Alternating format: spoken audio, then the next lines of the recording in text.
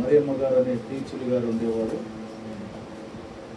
ఆమె మా సంఘంలో ఉండే వ్యక్తి. ఆమె ఇక్కడ టీచర్గా పనిచేస్తున్నప్పుడు మరి ఆమెకు తోడు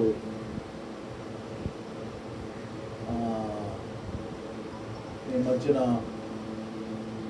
మరి జయదాస్ గారు, తిమ్మసతి జయదాస్ గారు, మరి సతీమణి సత్యవేదం గారు మరి కలిసి ప్రార్థన చేసుకుంటూ ఉండేవారు. వారితో పాటు యేసేపు గారు కూడా జాయిన్ అయ్యేవారు. మరి అలాగూ మాది సత్యవాక్యము అని చెప్తా ఉన్నప్పుడు మెల్లిగా వీళ్ళంతా చిన్న మందగా సమావేశమయ్యి తర్వాత విజయవాడ అక్కడ ప్రార్థన కూడా ఆ దినాల్లోనే మరి విజయవాడ వస్తూ ఉండేవారు. మరి అప్పుడు నేను ఇంచుమించు ఆ సమయంలోనే మన దగ్గరికి ఈ వర్తమానంలో ఉన్నటువంటి దైవ సేవకులు మరి విదేశాల నుంచి వచ్చారు. ర్యాండీ గారని, ర్యాండీ సయాస్ గారు, చూడండి కట్టేనా పోనది.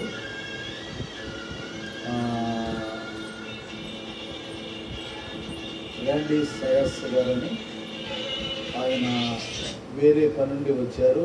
పన్నెండు వస్తే మరి తామూరులో మీటింగ్ పెడదామని నేను ఆయనకి ఇక్కడ తీసుకొచ్చాను. ఒక 3 రోజులు ఇక్కడ మీటింగ్స్ పెట్టారు. మరి సిఎస్ఐ చర్చి ఆవరణలో మీటింగ్స్ జరిగినాయి. అప్పుడు ఇంచుమించు యేసుక్రీస్తు నామమున బాప్తిస్మము ఒక 10 మంది అనుకుంటా బాప్తిస్మం పొందారు. చక్కగా సమయం ఉంది. మరి అప్పటి నుంచి మరి ఇప్పటివరకు అలాగూ పరిచర్య కొనసాగుతూ మరి నిశ్చయంగా యోసేపు గారు అప్పటి నుంచి మరి దేవుని వాక్యాన్ని నమ్మి దేవుని వాక్యమందు విశ్వాసం ఉంచి మరి దేవునికి అనుకూలంగా ఉండి మరి పెద్ద కుటుంబము మరి వారంతా కూడా ఎంతో భయభక్తులు కలిగి దేవునికి అనుకూలంగా జీవిస్తూ ఉండేవారు. మరి నిజంగా సేవకుడిగా మరి నేను ఆయన గురించి పర్సనల్గా ఆయన గురించి మంచి సాక్ష్యాన్ని నేను ఇస్తాను. మరి కుటుంబ పరిస్థితులు ఏ విధంగా ఉన్నా కానీ ఆయన భార్య మరి చాలా చక్కగా భక్తిగా ఉండి యథార్థంగా ఉండి దేవుని సముఖంలోకి వస్తూ మరి చక్కగా వారు తన జీవితాన్ని దేవునికి అనుకూలంగా జీవించి భయభక్తులు కలిగి మరి వారు దేవునికి ఇష్టలుగా జీవించడం అనేది జరిగింది. అంతేకాదు మరి నిత్యంగా నేను చెప్తున్నాను, వారు ప్రభునందు నిద్రించినప్పుడు లేఖనం మనకు ఘోషించేది ఏంటంటే వారు ఈ లోక జీవితాన్ని ముగించి వెళ్ళిపోయినప్పుడు చచ్చిపోయాడు అంటారు. బైబిల్ చచ్చిపోయాడని చెప్పడం లేదు, కానీ వారు నిద్రించుతున్నారు అని చెప్పబడుతుంది. ఇంకో విధంగా చెప్పాలంటే ఇది ఈ లోకపు ప్రయాణాన్ని ముగించుకొని అవతల గట్టుకు వెళ్ళారు అంటే దాన్ని ఇది ప్రమోషన్ అంటారు. భౌతిక సంబంధమైన జీవితాన్ని విడిచిపెట్టి మరి పరసంబంధమైన జీవితాన్ని దైవికమైన జీవితంలో పాలు పెట్టడం అనేటువంటిది మరొక కోణంలోనికి వెళ్ళారంటే అది ప్రమోషన్ అంటారు. మరి తర్ఫీదు ఉన్నత స్థితికి వెళ్ళారు, ఉన్న స్థితిలో కాలు పెట్టారు. ఈ భౌతిక సంబంధమైన ఈ జీవితంలో రోగాలు, వ్యాధులు, కష్టాలు, సమస్యలు, శోధనలు అన్నీ ఉంటాయి.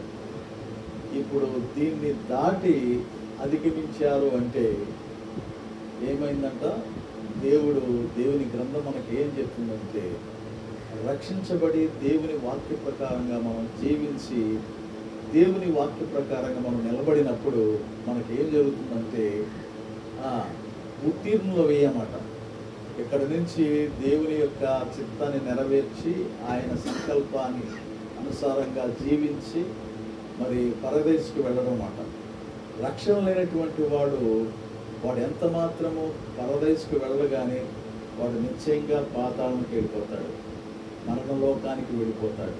కానీ రక్షించబడిన మనకు మనము పాతాళానికి వెళ్ళము, కానీ మనము 6th డైమెన్షన్కి అనగా పరదైసుకి వెళతామని బైబిల్ మనకు చెప్తుంది. ఎందుకంటే అప్పటికే మనం రక్షించబడ్డాము, ప్రభువును కలిగి ఉన్నాము.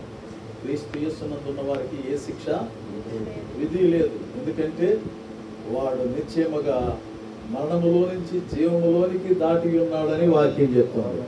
అందువల్ల ఆ స్థితికి చక్కగా యోసేపు గారు వచ్చేసేసారు. మరి వారి యొక్క సతీమణి కూడా మరి ఆ యొక్క స్థితిలోనికి వెళ్ళింది. నిజంగా వారి జీవితాలు మాత్రం సురక్షితంగా దేవునికి అనుకూలంగా జీవించి లేఖన ప్రకారంగా ఇప్పుడు మనం చక్కగా చెప్పేయచ్చు మాట ఏంటంటే వారు పరదైసుకు వెళ్ళారు అని. అందువల్ల రక్షణ లేని వారు ఉంటారు చూడండి, వారు నేరుగా వారు పాతాళానికి, చీకటి అగాధంలోనికి వెళ్ళిపోతారు. అక్కడ పళ్ళు కొరుకుతారు, రోదన వేదన అనేటువంటిది ఉంటుంది. తర్వాత ధవళవర్ణ సింహాసనం దగ్గరికి వెళ్ళి తీర్పు ఉంటుంది. తీర్పు తర్వాత అగ్ని కూడా ఉంటుంది.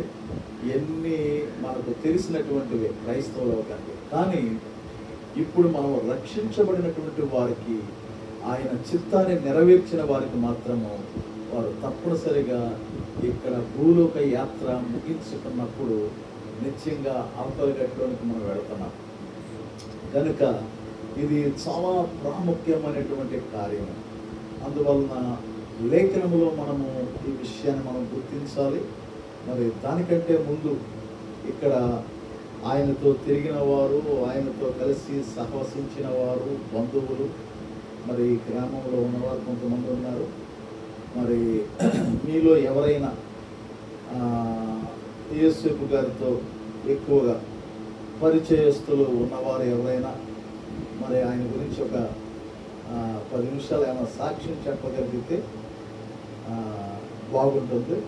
లేకపోతే నేను కొద్ది కాలము నాతో 85 నుంచి కలిసి మేము ప్రయాణం చేసినప్పుడు ఆయనతో నాకు ఉన్నటువంటి సంబంధం, ఒక విశ్వాసిగా ఆయనతో నాకు ఉన్న సంబంధాన్ని, కాపురతో వారు ఎలా నడిచారు అనేటువంటిది నేను నాకు కొన్ని మాటలు నేను చెప్పాను. మీలో ఎవరైనా కానీ ఈ యొక్క భౌతిక జీవితంలో ఆయనతో ప్రయాణం చేసిన వారు ఎవరైనా ఉంటే ఒక 10 నిమిషాల సాక్ష్యం మీరు చెప్పవచ్చు.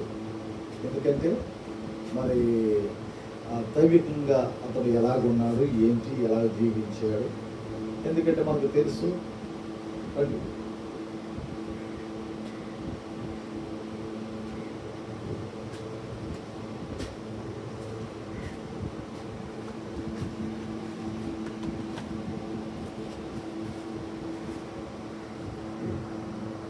కూడి వచ్చిన బంధువులకు, మరి సహోదరి సహోదరులకు, మరి కుటుంబస్తులకు ప్రభు యేసుక్రీస్తు నామములో శుభములు. అదేవిధంగా ఈ అవకాశాన్ని ఇచ్చినటువంటి దైవజనులకు నా శుభములు.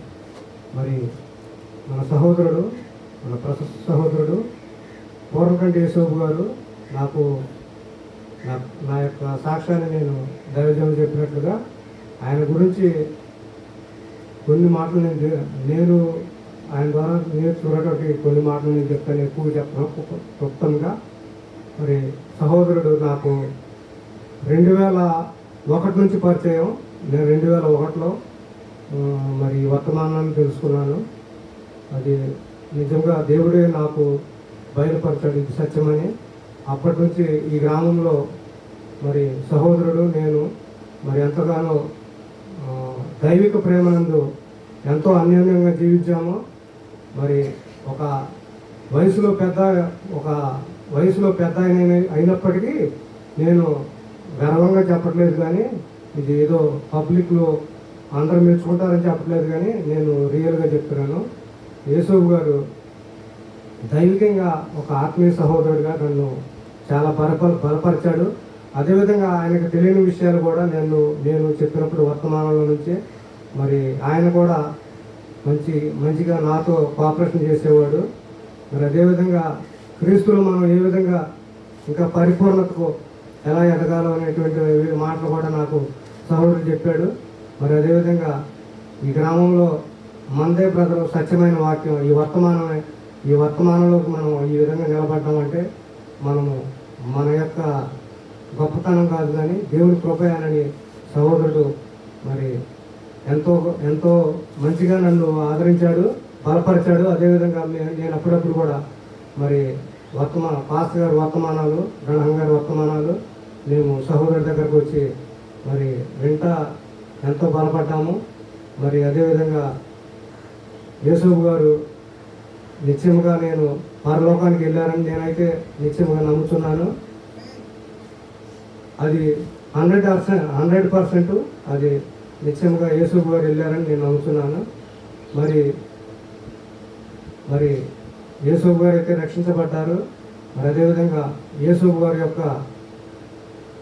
కుమారులు మరి ఈ వర్తమానాన్ని తెలుసుకొని మరి దేవుని చిత్తమైతే ఈ వర్తమానంలోకి ఈ వాక్యం సత్యవాక్యాన్ని తెలుసుకొని మరి ఈ వర్తమానాన్ని తెలుసుకొని ఈ వర్తమానం కొరకు నిలబడినట్లుగా దేవుడు వాళ్ళని నిలబెట్టలాగా మనమందరము ఈ కుటుంబం కొరకు ప్రార్థన చేయవలసిందిగా నేను మిమ్మల్ని అందరినీ కోరుకుంటున్నాను. ఈ చిన్న సాక్ష్యం దేవుడు దీవించును గాక. ఇంకెవరైనా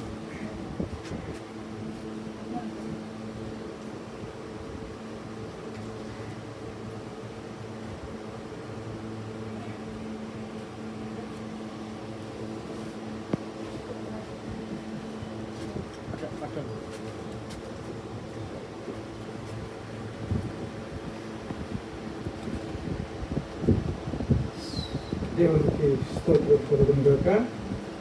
క్రీస్తునందు ప్రియ సహోదరులకు మరి ఈ మంచి మధ్యాహ్న సమయంలో ఈ రీతిగా దేవుని సన్నిధిలో చేరి మరి మామయ్య యొక్క మరణదినాన్ని పురస్కరించుకొని ఆదరణ కోరిక ఏర్పాటు చేయడానికి మరి కుటుంబస్తులుగా బావయ్య వాళ్ళని మరి ఆడపిల్లలు మేము అల్లుళ్ళంగా చేరి ప్రభువుని స్థుతించే విషయంలో మామయ్య ఎంతో శ్రద్ధ కలిగి ఉన్నాడు. ఈ విషయాన్ని సమబిడ్డైన మీరందరూ కూడా గమనించాలని ప్రభు పేరు తెలియజేస్తున్నాను. మరి విశ్వాస జీవితంలో భక్తి యొక్క విషయంలో ఆయన చాలా విషయంలో అల్లుడైనప్పటికీ కూడా ఆయన తన కొడుకుల్లాగా ఆదరించి ప్రేమించి అన్ని విషయాల్లో మాకు ఎంతో సహనం కలిగి ఓర్పు కలిగి మంచైనా చెడైనా మాకు తెలియపరుస్తున్న ఈ పరిస్థితుల్లో మరి మామయ్య కొంతకాలంగా అనారోగ్యంతో బాధపడుతున్న ఈ పరిస్థితులలో మరి కొంత అనారోగ్యానికి గురయ్యాడు. ఈ విషయంలో మరి కుక్కునూరు నేను మరి పూర్ణకాంతి ఏసేపు గారు 3వ అల్లుడను, నా పేరు కోటరాజు.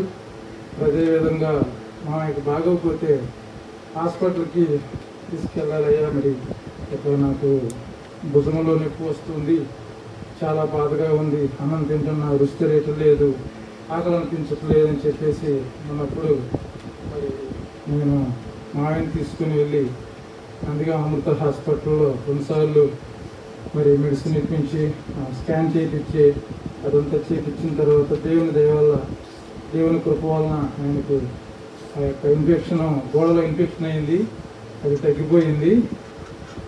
అయితే మరి మామయ్య మరి మళ్ళీ ఒకసారి ఒక 20 రోజులు కుక్నూరులో ఉండు, తర్వాత మరి మళ్ళీ ఇక్కడ దాములూరు బావయ్య వాళ్ళు వస్తే చిన్న గొడవ అయితే అరుచుకొని వాళ్ళు అక్కడ రావడం జరిగింది. అయినా కూడా మరి ఆయన ఇక్కడికి వచ్చిన తర్వాత మళ్ళీ మెడిసిన్ అయిపోయిన తర్వాత మళ్ళీ నందిగాం వచ్చాడు.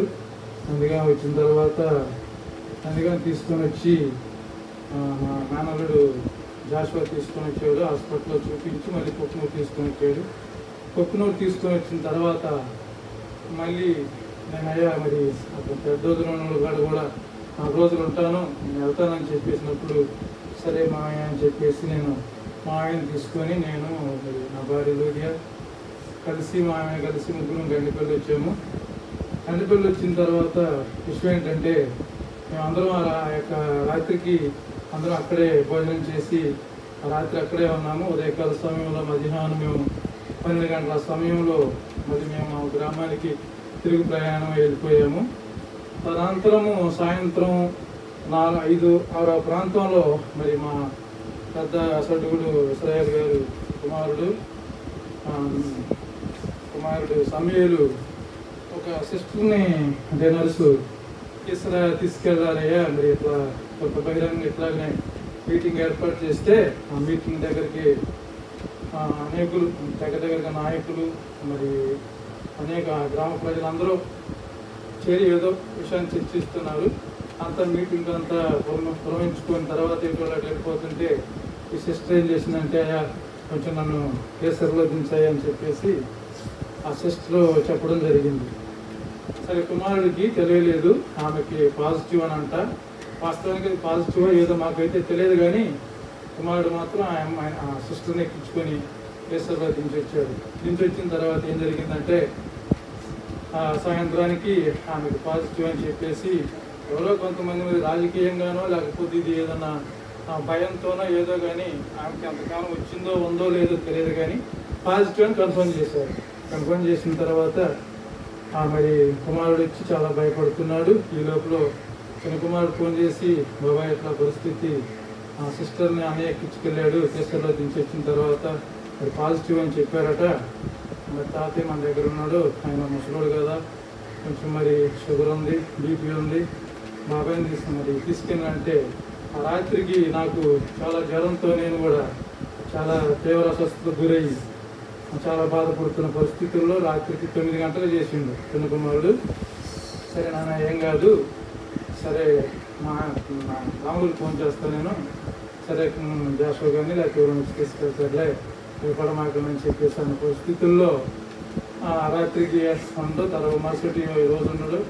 3వ రోజుకి మరి కుమారుడిని టెస్ట్ కోసమని పిండాల గ్రామం తీసుకెళ్లారు. అక్కడ మరి అక్కడ స్కిట్లు అయిపోయినాయి అంట. తనంతరం మా సాయంత్రానికి 4వ రోజుకి ఆయన బయలుదేరి రాములు రావడానికి సిద్ధపడ్డాడు. 3 గంటల 4 గంటల ప్రాంతంలో బయలుదేరి స్నానం చేసి నేను వెళ్తున్నానమ్మా అని చెప్పేసి తన పెద్ద కుమార్తెకి అదేవిధంగా అల్లుడికి మన సంతానికి చెప్పి ఆయన బయలుదేరాడు. అయితే ఒకటి ఆయనకి అంతకుముందే కొంచెం జలుబు, కొంచెం దగ్గు అది వస్తూ ఉంది కొక్కునూరు ఉండటంలోనే. ఎందుకంటే అక్కడ కొద్దిగా స్వీట్ తినడం, షుగర్ పేషెంట్ కదా, కొంచెం స్వీట్ తినేసరికల్లా దగ్గు జలుబు రావడం అనేది జరిగింది, కొక్కునూరులో జరిగింది. తర్వాత ఇక్కడికి వచ్చాక కూడా కొంచెం దగ్గుతూ ఉన్నప్పుడు మా ఇట్లా పరిస్థితి నువ్వు దగ్గుతూ కొంచెం జాగ్రత్తగా ఉండు అని చెప్పేసానన్న. విషయం ఏంటంటే, ఇక మామయ్య బయలుదేరి దాములూరు సాయంత్రం 6 గంటలు 6:30 ప్రాంతానికి ఇక్కడికి వచ్చిండు. ఇక్కడికి వచ్చిన తర్వాత విషయం ఏంటంటే, ఆయన భయపడడానికి ఇదంతా ఎందుకు చెప్పాల్సి వస్తుందంటే, ఈ భయం వల్ల మనుషులు రక్త సంబంధికులు లేదు, కన్న తండ్రి అని లేదు, తర్వాత ఎంత ఎంత ఎంత దుఃఖ పరిస్థితి అంటే చెప్పు. మా విషయంలో నేను చాలా బాధపడుతున్నాను. ఎందుకంటే ఆయన అందరినీ ఒకే రీతిగా ప్రేమించింది. తన 5 కోళ్ళ విషయంలో కూడా ఎంతో శ్రద్ధ కలిగి చెప్పింది. అయ్యా నా కోడలు నన్ను కూతురులో చూసుకుంటున్నారు, ఎవరి మీద కూడా భేదాభిప్రాయం లేదని, కొడుకులైనా అల్లుళ్ళైనా కూతురులైనా వాళ్ళైనా ఒకే రీతిగా ఆయన ప్రేమించిన మనిషి. ఇంత అల్లుడుగా నేను ఎందుకు చెప్పగలుగుతున్నానంటే, ఆయన యొక్క మనసు దేవుని యొక్క దేవుని యొక్క సన్నిధితో మిళితమై ఉంది.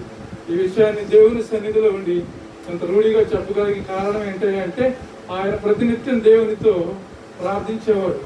అన్ని విషయాలు దేవుని సన్నిధిలో మాకు కూడా కొన్ని విషయాలు తెలియపరుస్తూ ఉండేవాడు. నా పెళ్ళైన కొత్తలో అయ్యగారి దగ్గరికి నేను కూడా 3-4 సార్లు వెళ్ళడం జరిగింది విజయవాడ వచ్చి. ఈ పరిస్థితులలో ఉంటుండగా మరి ఆయన రాములూరు వచ్చిన తర్వాత ఇక్కడ జరిగిన సిచ్యువేషన్ ఏంటంటే చాలా బాధాకరమైన విషయం. ఇది చెప్పాలని నేను నిర్ణయించుకున్నాను. ఎందుకనంటే ఒక రోగిగానే ప్రేమిస్తున్నారు, తర్వాత ఆయన్ని ఏడంగా పెడుతూ ఉన్నారు. వాస్తవానికి ఆయన చాలా చిన్నపిల్లల మనస్తత్వం. ఎందుకంటే చాలా భయస్థుడు కూడా, చాలా భయస్థుడు. ఎందుకంటే ఆయన ఎంతో మరి 5 కొడుకులు 4 కూతుర్లు, ఎంతమందిని కని పెంచి సాది మరి ఆయన మరి మా అత్తయ్య చనిపోయిన తర్వాత కూడా ఆయన బాధపడలేదు, కానీ ఒక విషయంలో చాలా బాధపడ్డాడు. ఏమని అంటే, ఆయా పెద్దవాడిగా నేను ఒక సలహా ఇస్తున్నాను, నా కొడుకులు నన్ను అనుసరించలేదు, ఆ విషయంలో నేను చాలా బాధపడుతున్నాను. తన కుటుంబాన్ని వాడు కట్టుకోవాలని ఆశపడుతున్నాను అని చెప్పేసి మా మామయ్య చెప్పడం జరిగింది. సరే, ఇదంతా ఎట్లుండగా మరి దాములు రావడం జరిగిన తర్వాత ఇక్కడ ఏం జరిగిందంటే కొంతమంది ఆయన ఏం జరిగి కరోనా నాకేమైనా అటాక్ అయిద్దేమోనని చెప్పేసి పిల్లగాడి ద్వారా నేను అక్కడ నుండి వచ్చా కదా, నాకేమైనా కరోనా అటాక్ అయిద్దేమోనని చెప్పేసి ఇక్కడికి వచ్చి మరి మా పెద్ద బావతో మరి మా నాలుగో బావతో అయ్యా ఇట్లా జరిగింది, మీరు మేనల్లుడు ఇట్లా ఒక అమ్మాయిని ఎక్కించుకెళ్ళాడంట, ఆమెకి పాజిటివ్ వచ్చిందంట అని చెప్పేసి అన్నప్పుడు సరే వీళ్ళు కూడా అదేంటి అలా జరగటం ఏంటి, కూతురుగా వాళ్ళు కూడా కొంత మనస్తాపానికి గురయ్యారు. అక్కడికి వెళ్ళి నువ్వు ఇలా రోగంతో రావడం ఏంటి, ఇట్లా జరగటం ఏంటి అని చెప్పేసి వాళ్ళకి కొంచెం బాధ కలిగిన పరిస్థితుల్లో కొంతమంది ఇక్కడ ఏం చేశారంటే దీన్ని పెద్ద ఇష్యూ చేశారనమాట. ఏది ఆయన జలుబు, దగ్గు, జ్వరం రావడం, కొంచెం ఆయన భయపడటం. దీనివలన ఏం జరిగిందంటే ఆయనకి కరోనా వచ్చి కన్ఫర్మ్ చేసేసారు. చేసిన తర్వాత ఆయన దగ్గరికి ఇది చెప్పి అంటే ఒకరిని ఉద్దేశించి లేకపోతే ఒకరిని బాధ పెట్టి ఒక మనసు గాయపరచాలని కాదు, కానీ మనుషులు ఇంత భేదాభిప్రాయం కలిగి ఉంటారని చెప్పేసి చాలా బాధపడుతున్నాను. ఎందుకంటే ఆయన 5 కొడుకులు ఉన్నా కూడా ఆయనని టెస్ట్కి తీసుకెళ్ళడానికి ఇక్కడ వాలంటీర్కి చెప్పారంట, తర్వాత నర్సు వచ్చిందంట, టెస్ట్కి తీసుకెళ్ళడానికి మరి ఆటోలు కూడా సహకరించిన పరిస్థితి. కొడుకులే కావచ్చు, ఇటు అల్లుడిగా నేను కావచ్చు, చివరికి మా పెద్ద బావ నాకు ఫోన్ చేసే అయ్యా ఎట్ట పరిస్థితి, మరి నాన్నని తీసుకెళ్ళటానికి ఎవరు కూడా ముందుకు రావటం లేదు, ఆటో మరి కొంచెం పంపిస్తావా అని చెప్పేసి అన్నప్పుడు నేను కూడా పంపించలేని పరిస్థితి. ఎందుకంటే నేను కూడా ఒక షాకులో ఉండిపోయా. ఏది మా తమ్ముడు కేతనకొండ గ్రామం వాళ్ళ అత్తగారు వెళ్తే వాళ్ళ బామ్మర్ది కూడా ఎట్లాగనే జ్వరం, జలుబు వచ్చి డబల్ టైఫాయిడ్ వాళ్ళ అతను కూడా కరోనా టెస్ట్కి వెళ్తే అతనికి ఇంటి వాళ్ళకి తెలియతలకనే కరోనా వచ్చిందని చెప్పేసి వాళ్ళు అట్లా కావించి మా ఊరు ఫోన్ చేస్తే మా ఊరు మా సొంత తమ్ముడు కాబట్టి మీరు వెళ్ళి వచ్చారేమో, మీ తమ్ముడు మీతో సహవాసం కలిగి ఉన్నాడేమో, మీరు వాళ్ళు సన్నిహితంగా ఉన్నారేమో, మీరు మా దగ్గరకు రావద్దు, కొట్టు దగ్గరకు రావద్దు, అరే కరువు పని డబ్బులు పడి తీసుకోవడానికి వెళ్తే వాళ్ళు అన్నారు కదా, అయ్యా మేము డబ్బులు మీకేమో మీరు రావడానికి లేదని చెప్పేస్తే చాలా బాధపడ్డాను. ఇలాంటి పరిస్థితుల్లో మనుషులు మనం ప్రేమ కలిగి ఉండాలి కానీ ద్వేషం కలిగి ఉండకూడదు. ఈ పరిస్థితుల్లో మరి యేసేపు గారిని తీసుకెళ్ళడానికి టెస్ట్కి తీసుకెళ్ళడానికి ఎవరు కూడా ముందుకు రాని పరిస్థితులలో మరి కోటేశ్వరరావు ఎక్సెల్ బతిలాడంగా ఆ ఎక్సెల్ ఇస్తే ఎక్సెల్ మీద ఆయన తీసుకొని పోయి టెస్ట్ చేయించిన మరి 10 రోజులకి ఆ యొక్క రిపోర్ట్ రావడం జరిగింది. దేవుని మహాకృపను బట్టి కుమారుడు కూడా మరి నెగిటివ్ అని వచ్చింది, అదేవిధంగా మామయ్య కూడా నెగిటివ్ అనే వచ్చింది. అందుని బట్టి నేను ప్రభువుకి ఎంతగానో కృతజ్ఞతాస్తుతులు చెల్లిస్తున్నాను. ఎందుకంటే మనము తోటి సహోదరులము, స్నేహితులము, రక్త సంబంధికులము, కొడుకులము, కుమారులము, కుమార్తెలము, అల్లుళ్ళము. ఆయనని ఒక అనాథలాగా, ఎంత అనాథలాగా అంటే చెప్పలేని సార్ మాట, చాలా బాధ విషయం. ఆయనకి ఎంత కలగం ఉంది. నా పెళ్ళై దగ్గర 17 సంవత్సరాలుగా వస్తుంది. ఈనాటికి కూడా ఎందుకంటే ఒక అనాథగాడి కూడా దరిద్రంగా ఆ రోజు చనిపోయిన తర్వాత ఫోన్ చేసి మా పెద్ద బాబు ఫోన్ చేసి రాజు ఎట్లా మరి పంచాయతీ వాళ్ళు ఉంచొద్దు అంటున్నారు, మీరు రావాలి అంటే కన్న కూతురు చూసుకోలేని పరిస్థితి అండి, కన్న కూతురు చూసుకోలేని పరిస్థితి. ఇలాంటి పరిస్థితి ఎవరికి రాకూడదని కోరుకుంటున్నాను నేను. ఎందుకంటే మనం కూడా ఎవరికి వాళ్ళకి తెలియకుండా అంటుకుంటుంది, తెలియకుండానే వస్తుంది, తెలిసైతే రాదు కదా, మన కంటికి కనబడితే మనం చూస్తున్నామా. ఇలాంటి పరిస్థితుల్లో మా మామయ్య ఫోన్ చేసి నేను మాట్లాడితే ఎంత భయపడుతున్నాడు, ఎంత వణికిపోతున్నాడు అంటే చెప్పలేనండి, నేను చెప్పలేను కూడా. అంత బాధపడిపోయి అయ్యా నాకేం కాదు, నిరీక్షణ కలిగి ఉండాలి. చావు వస్తే చచ్చిపోయినా నాకు బాధ లేదు, ఎందుకంటే దేవునితో నేను సహవాసం కలిగి ఉండాలి, దేవునితో నేను సన్నిహితంగా ఉండాలి. చనిపోయినా నేను దేవుని దగ్గరికి వెళ్తా అని చెప్పేసి ఆయన విశ్వాసం కలిగి ఉన్నాడు.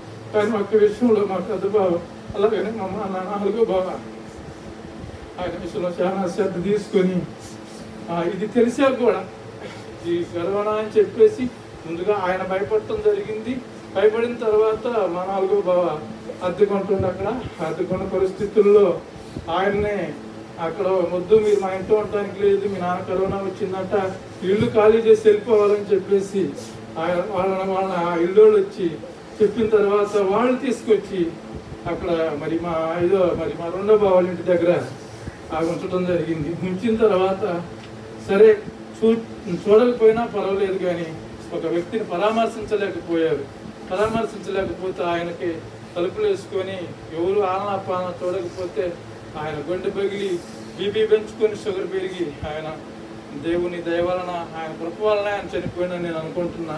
ఎందుకంటే ఈ పరిస్థితుల్లో, ఈ నిందల్లో, అపనిందల్లో, ఈ అవమానాల్లో ఆయన ఎంతగానో దుఃఖపడ్డాడో, ఎంత వేదన పడ్డాడో, ఎంత కన్నీరు కార్చిండో ఒక్కడు ఎంత బాధపడ్డాడో. నేను ఆ రోజు తర్వాత మాకు ఫోన్ చేసి చనిపోయిన తర్వాత ఫోన్ చేస్తే మేము వచ్చిన తర్వాత నా భార్య, నేను, అలాగనే మా అమ్మ, మా తమ్ముడు అందరం వచ్చి అంత దూరం నుంచి చూడాల్సి వచ్చిందండి. ఈ పరిస్థితి ఎవరికి రాకూడదు అని నేను కోరుకుంటున్నా. ఎందుకంటే కరోనా రోగం అనేది ఎవరికైనా వస్తుంది. ఎట్లాగా ఏదో ఒక రూపాయనగా మంచిగా ఉండ, ఆరోగ్యం కలిగి ఉండ, ఎవరికో ఏదో రూపాయనగా అది అంటుకుంటుంది. కానీ దేవుడు దైవాన ప్రభు స్వస్థపరుస్తాడన్న విశ్వాసము మనము ధైర్యం కలిగి ఉండాలని ప్రభు పేరిట మీ అందరికీ తెలియజేస్తూ ఉన్నాను. మరి అనాథగా తీసుకువెళ్ళటం అది మమ్మల్ని ఎంతగానో గుండెని చెరువు చేసిన ఈ పరిస్థితులలో ఒకటి మాత్రం నేను ఈ సందర్భంగా, మా మామయ్య చనిపోయిన ఈ సందర్భంగా మీ అందరికీ తెలియపరిచేది ఏంటంటే, తోటి సహోదరుని ప్రేమించండి, చేతనైతే సహాయం చేయండి. అంతేగాని నిందలేసి అది కరోనా కాకతలగానే కరోనాను గాలి చేసి ఈ దాముల గ్రామం మొత్తం అండి ఎలివేసినట్టు చేశారండి. అయ్యారండి ఎలివేసినట్టు చేశారు. మా పొక్కునూరు గ్రామంలో కూడా అంతే చేశారు. అందరు ఎలివేసినట్టు చేసి ఒక అంటరాని వడాలు చేసి, ఒక అనాథన చేసి ఆయన్ని చావుకి చెప్పాలంటే నేను కూడా పాలిభాగుస్తున్నాయని చెప్పుకోవాలి. ఎవరైనా ధైర్యం చేసి తీసుకొని పోగలిగితే దేవుని కృపలో బ్రతికేవాడేమో మాకైతే తెలియదు. కానీ తోటి రోగిని ప్రేమించడం నేర్చుకోవాలి. అలాగని మనము ఇట్లాగని మరి ఇప్పుడు డాక్టర్లో ఐసీయూలో పెడుతుంటే వాళ్ళు ఎగసాస్ తీసుకున్న పరిస్థితుల్లో డాక్టర్లే కనుక వైద్యం చేయకపోతే వాళ్ళు కూడా అమ్మ మాకు అంటుకుంటుందని చెప్పేసి వాళ్ళు కూడా అనుకుంటే చివరికి మన పరిస్థితి ఏమైందో ఈ విషయాన్ని గమనించి తోటి సహోదరుని ప్రేమించండి, చేతనైతే సహాయం చేయండి. అంతేగాని నిందలు మాత్రం వేయొద్దని దేవుని పేరట మీకు మనవి చేస్తూ, నాకు ఇచ్చిన ఈ సమయాన్ని బట్టి దేవుని సేవకులకు వందనాలు చెల్లించుకుంటూ ఈ సాక్ష్యం వల్ల దేవునికి మహిమ కలుగును గాక. ఆమేన్.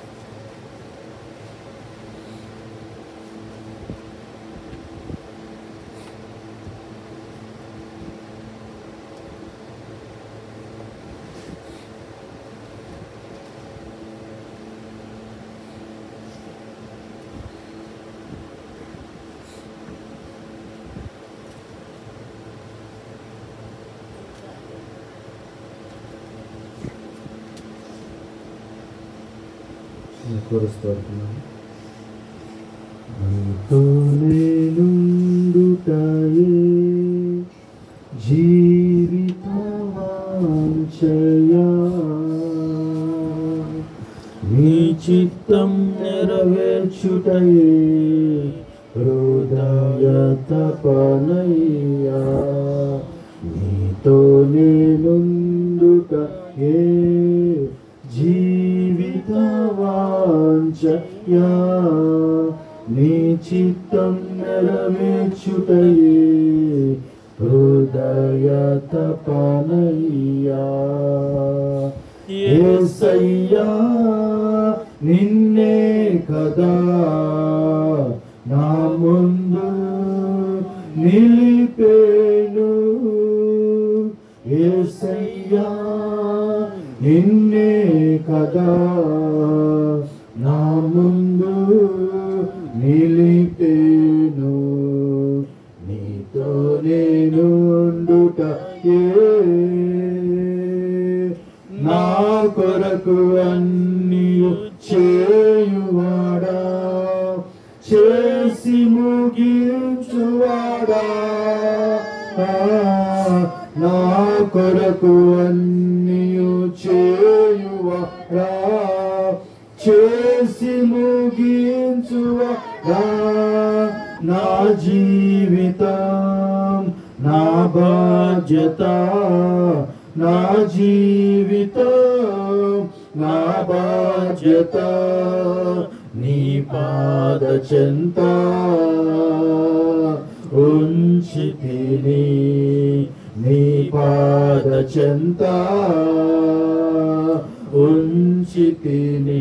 యేసయ్యా నిన్నే కదా నా ముందు నిలిపేను, యేసయ్యా నిన్నే కదా నా ముందు నిలిపేను, నీతోనే ఉండుటయే నా కొరకు ప్రాణము పెట్టినవాడా, తిరిగి లేచినవాడా,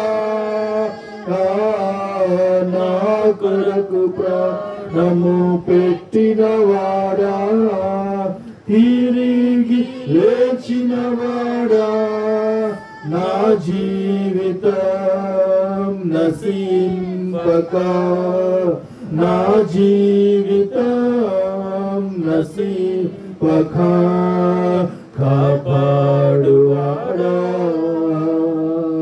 నా కాపరి కాపాడువాడా, నా కాపరి. యేసయ్యా నిన్నే కదా నా ముందు నిలిపేను, యేసయ్యా నిన్నే కదా నందు నిలిపేను, నీతో నేనుండుటయే. హల్లెలూయా.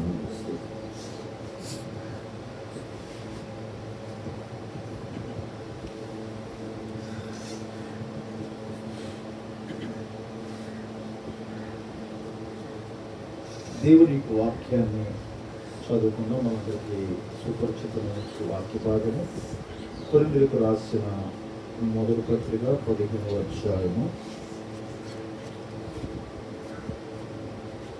50వ వచనం నుంచి చదువుతున్నాను.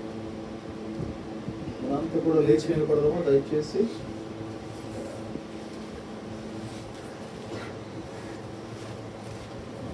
కొరింథీయులకు రాసిన మొదటి పత్రిక 15వ అధ్యాయము 50వ వచనం. సహోదరులారా, నేను చెప్పినది ఏమనగా, రక్తమాంసములు దేవుని రాజ్యములు స్వతంత్రించుకొన నేరవు, క్షయత అక్షయతను స్వతంత్రించుకొనదు. ఇదిగో మీకు ఒక మర్మము తెలుపుచున్నాను, మనమందరము నిద్రించము గాని నిమిషములో ఒక రెప్పపాటున గడబూరం రోగగాని మనమందరము మార్పు పొందుదుము. ఘోరం రోగును, అప్పుడు మృతులు అక్షయులుగా లేపబడతారు. మనము మార్పు పొందుదుము. క్షయమైన ఈ శరీరము అక్షయతను ధరించుకోవలసి ఉన్నది, మత్స్యమైన ఈ శరీరము అమర్త్యతను ధరించుకునవలసి ఉన్నది. ఈ క్షయమైనది అక్షయతను ధరించుకునేటప్పుడు మత్స్యమైనది అమర్త్యతను ధరించుకునేటప్పుడు విజయమందు మరణము మృంగివేయబడిన అని వ్రాయబడిన వాక్యము నెరవేరును. ఓ మరణమా నీ విజయం ఎక్కడ? ఓ మరణమా నీ ముళ్ళెక్కడ? మరణపు ముళ్ళు పాపము, పాపమునకున్నటువంటి బలము ధర్మశాస్త్రమే. అయినను మన ప్రభు అయిన యేసుక్రీస్తు మూలముగా మనకు జయము అనుగ్రహించుచున్న దేవునికి స్తోత్రము కలుగును గాక. కాగా నా ప్రియ సహోదరులారా, మీ ప్రయాసము ప్రభువునందు వ్యర్థము కాదని ఎరిగి స్థిరులను కదలని వారును ప్రభు కార్యాభివృద్ధి యందు ఎప్పటికీ ఆసక్తినై గుడి. ప్రభు మీకు స్తోత్రములు వందనములు చెల్లించుచున్నాము. చదవబడిన వాక్య భాగం అమెరికలో మీరు దీవించండి. దేవా మా ప్రభు విరిచి మాకు వడ్డించండి, మా ప్రాణాత్మను మీరు తృప్తిపరచండి. వాక్యమై ఉన్న దేవుడవు ఈ సమయమందు మీ దివ్యమైన వాక్కులు మాకు వినిపింపు చేసి మీరే ఘనత మహిమ ప్రభువులు మీరే పొందుకోనమని యేసుక్రీస్తు నామమున అడిగి వేడుకొనిచున్నాము. అవును, దయచేసి కూర్చోండి.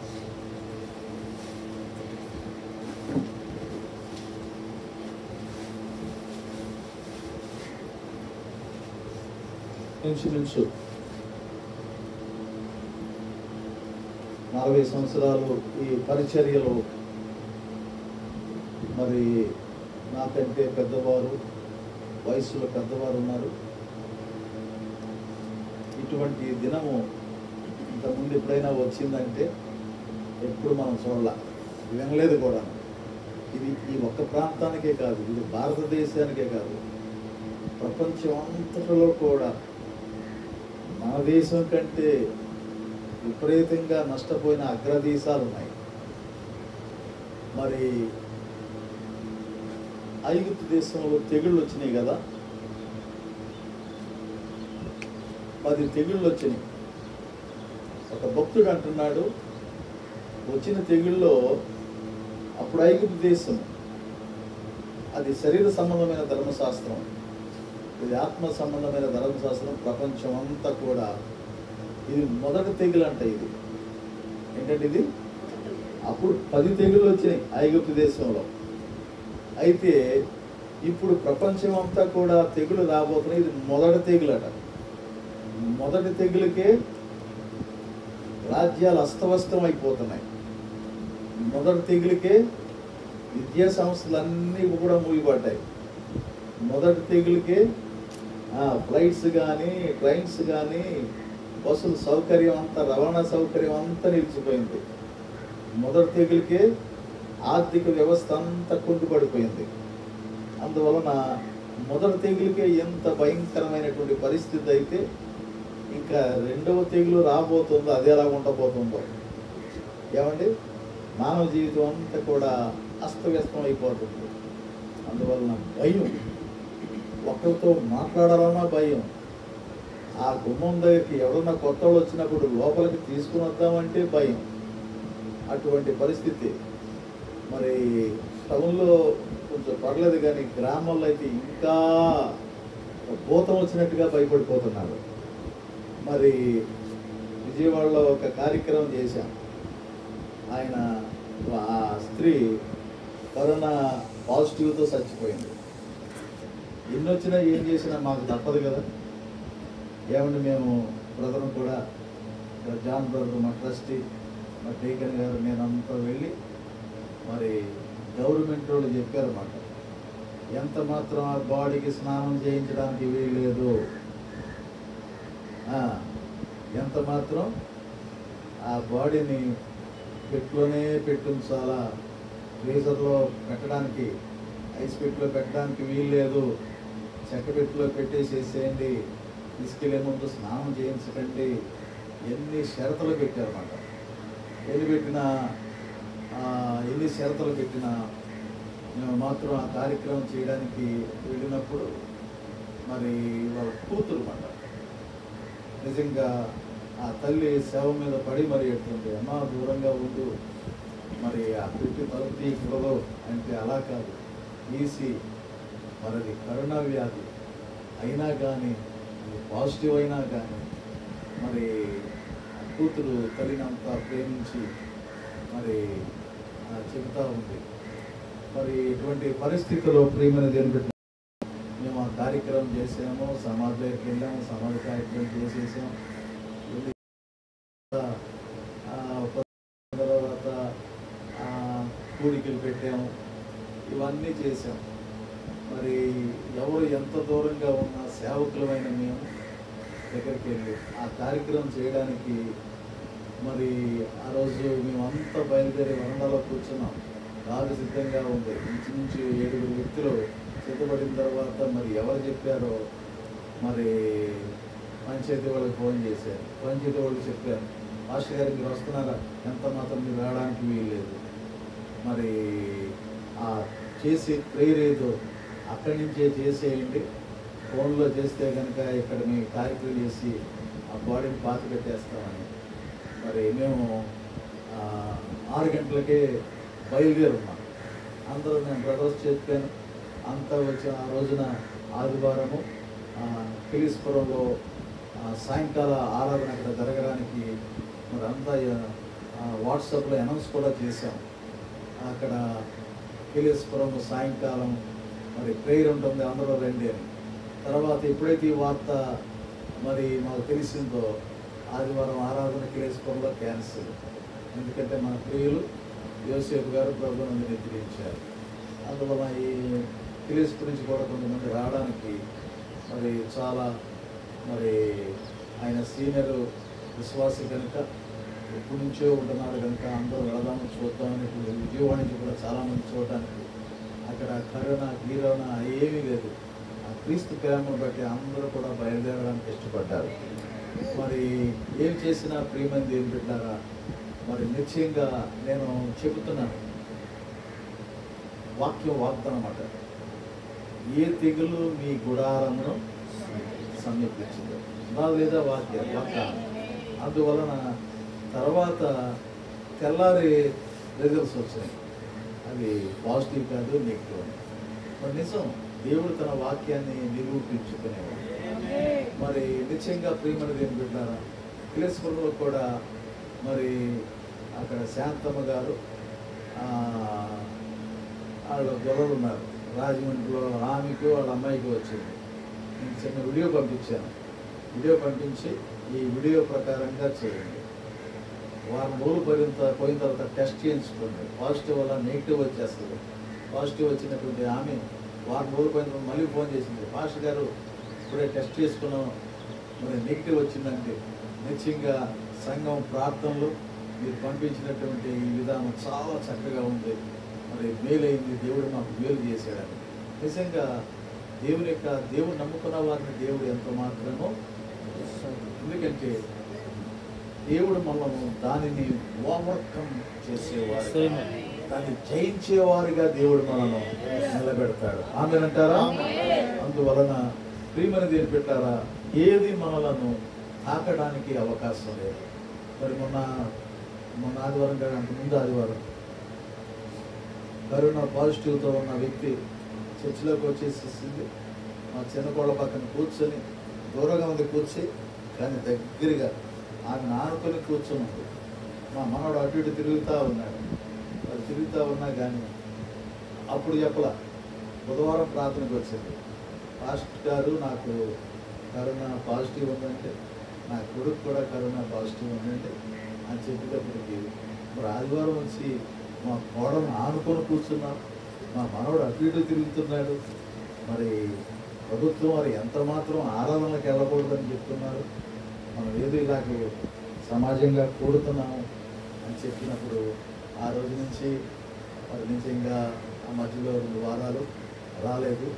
ఏమైనా కానీ ప్రియమైనది ఏం పెట్టారా, మరి మనము వాక్యంలో మనం చూస్తూ ఉంటుంటే 16 మార్కు సువార్తలో చాలా చక్కగా చెప్తున్నాడు.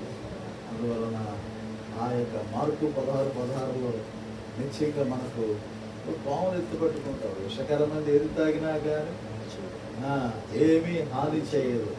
అటువంటిది ఈ వ్యాధులు ఏం చేస్తాయి, రక్షించబడిన నీవు ముద్ర వేయబడి ఉన్నావు, క్రీస్తు రక్తం క్రింద ఉన్నావు. ఆమెనంటారా? ఆ రక్తం కింద నువ్వు రాకపోతే, ఆ ముద్ర క్రిందకి నువ్వు రాకపోతే అప్పుడు నువ్వు భయపడాలి, అప్పుడు నువ్వు ఆందోళన పడాలి. మనము క్రీస్తు రక్తము క్రిందకి మనం వచ్చినాము, క్రీస్తు యొక్క ముద్రలోనికి మనం వచ్చినాము. క్రీస్తు యేసు నందు ఉన్న వారికి ఏ శిక్ష విధిలేదు.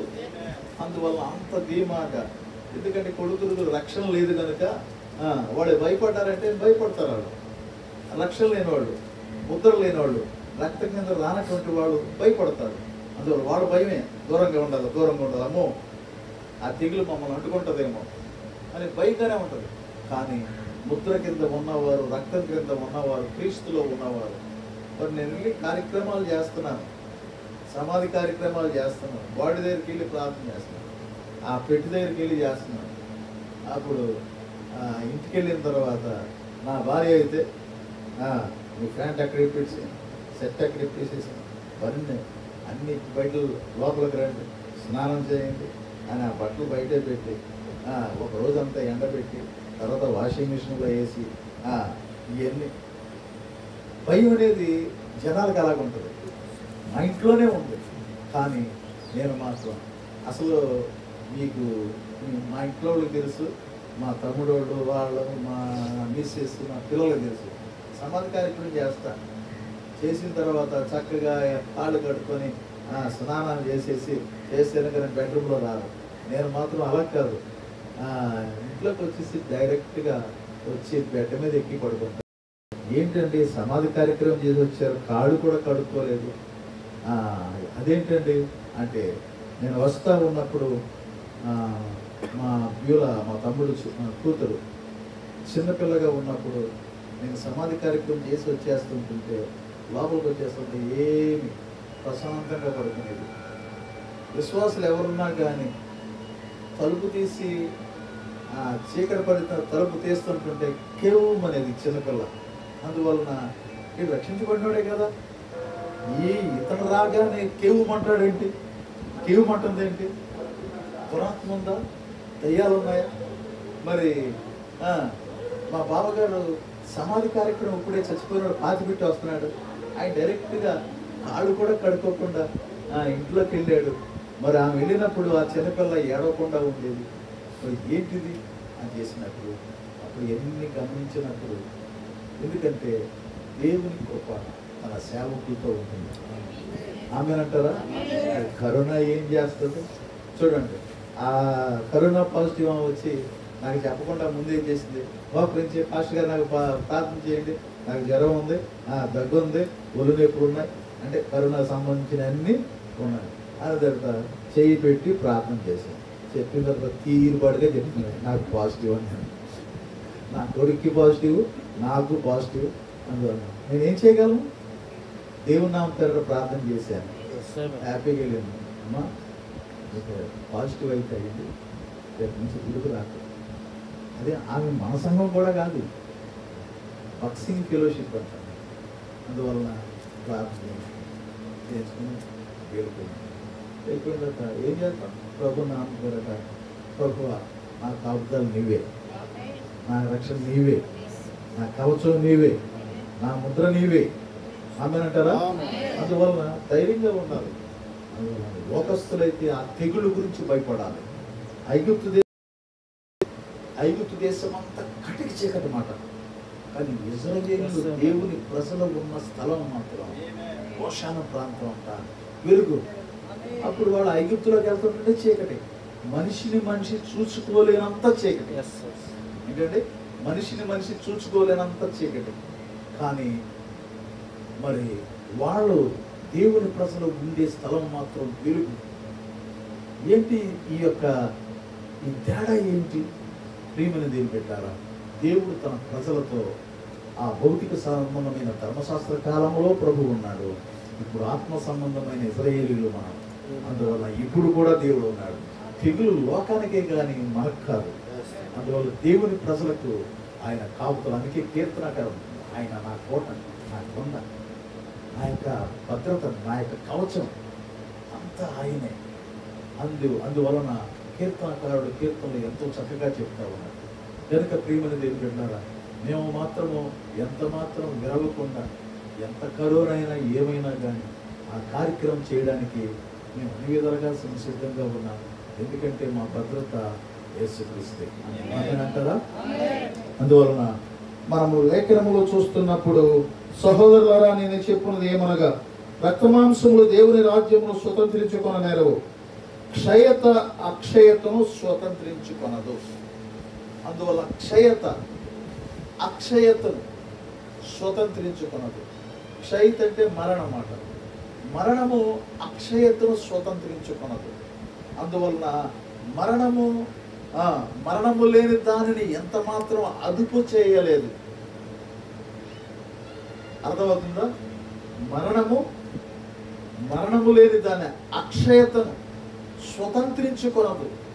నీ మీద నాకు పూర్తి స్వాతంత్ర్యం ఉంది, నేను అన్ని విధాలుగా కట్టుదిట్టంగా నేను స్వతంత్రించుకోగలను అని ఎంత మాత్రము మరణం చెప్పలేదంట. అంతేకాదు ఏమంటున్నాడు 54వ వచనం, ఈ క్షయమైనది అక్షయతను ధరించుకునేటప్పుడు ఈ మత్స్యమైనది అమర్త్యతను ధరించుకునేటప్పుడు విజయమందు మరణము మృంగివేయబడి, చూడండి, విజయమందు మరణము మృంగివేయబడిన అని వ్రాయబడిన వాక్యము నెరవేరును. అందువలన ఏం చేస్తున్నాడు, ఈ క్షయత అక్షయతను ధరించుకోబోతుందంట. ఈ యొక్క క్షయమైనటువంటి శరీరము అక్షయతను ధరించుకోబోతుంది. ఒక దినం రాబోతుంది, క్రైస్తవులమైన మనము గొప్ప నిరీక్షణతో ఉన్నాము.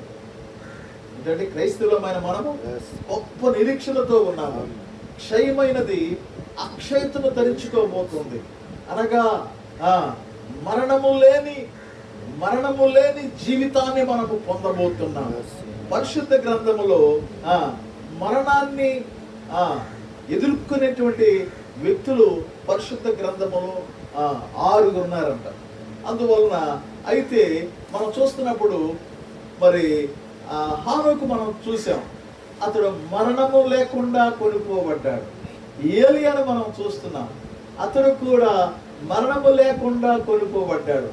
ఆ తర్వాత ఓల్డ్ టెస్టమెంట్ సెయింట్స్ అంట, పాత నిబంధనలో ఉన్న భక్తులు కూడా ఏం చేశారు, మరణించిన వారు సైతము ఎందుకు మరణము జయించిన వారు చెప్తున్నా, వారు లేచి భూమి మీద పట్టణములో, పరిశుద్ధ పట్టణములో తిరిగి అనేకులకు అగపడి వారు ఏం చేశారు, మరణమును చూడకుండా అక్షయతను ధరించుకొని వాళ్ళు పైకి వెళ్ళిపోయారు.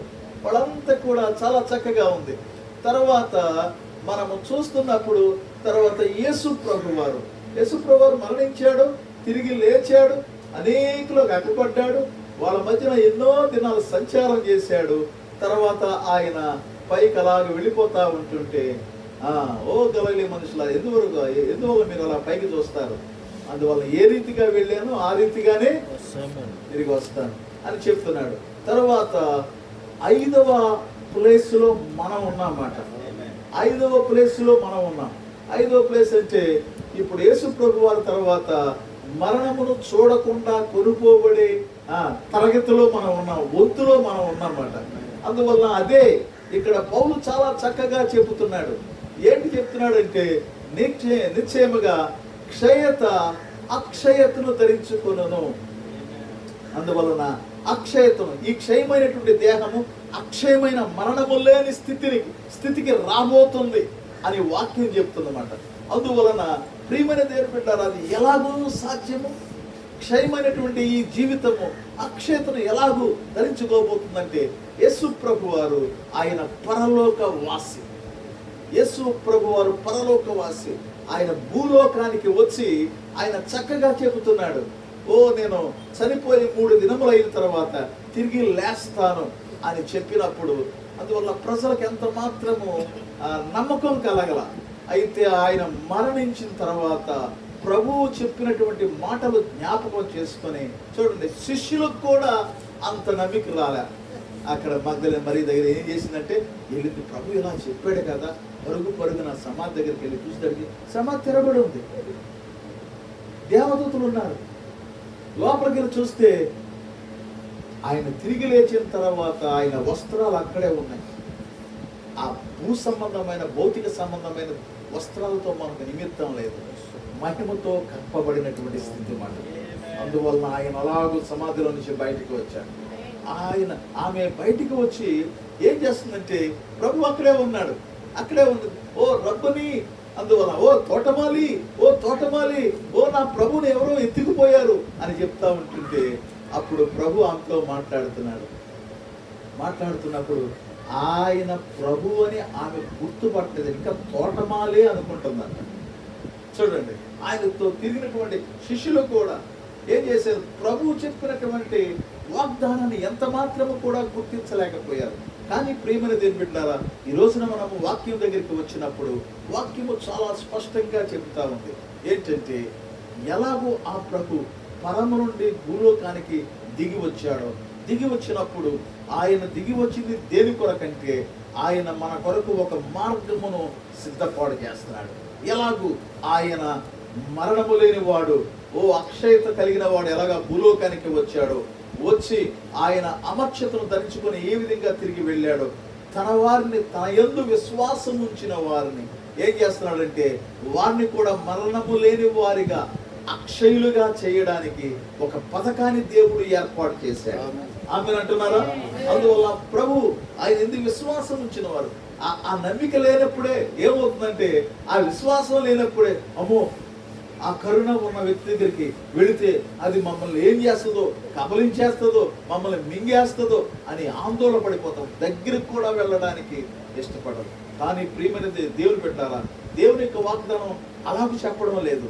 నిశ్చయముగా ఆయనతో నీవు సహవాసం చేస్తున్నప్పుడు ఆయన ఆయన ఆయన యందు మీరును మీ యందు ఆయన మాటలు నిలిచి ఉన్న ఎడల ఏంటంటే మీరు ఏది అడిగితే అది ఇవ్వబడుతున్నారు.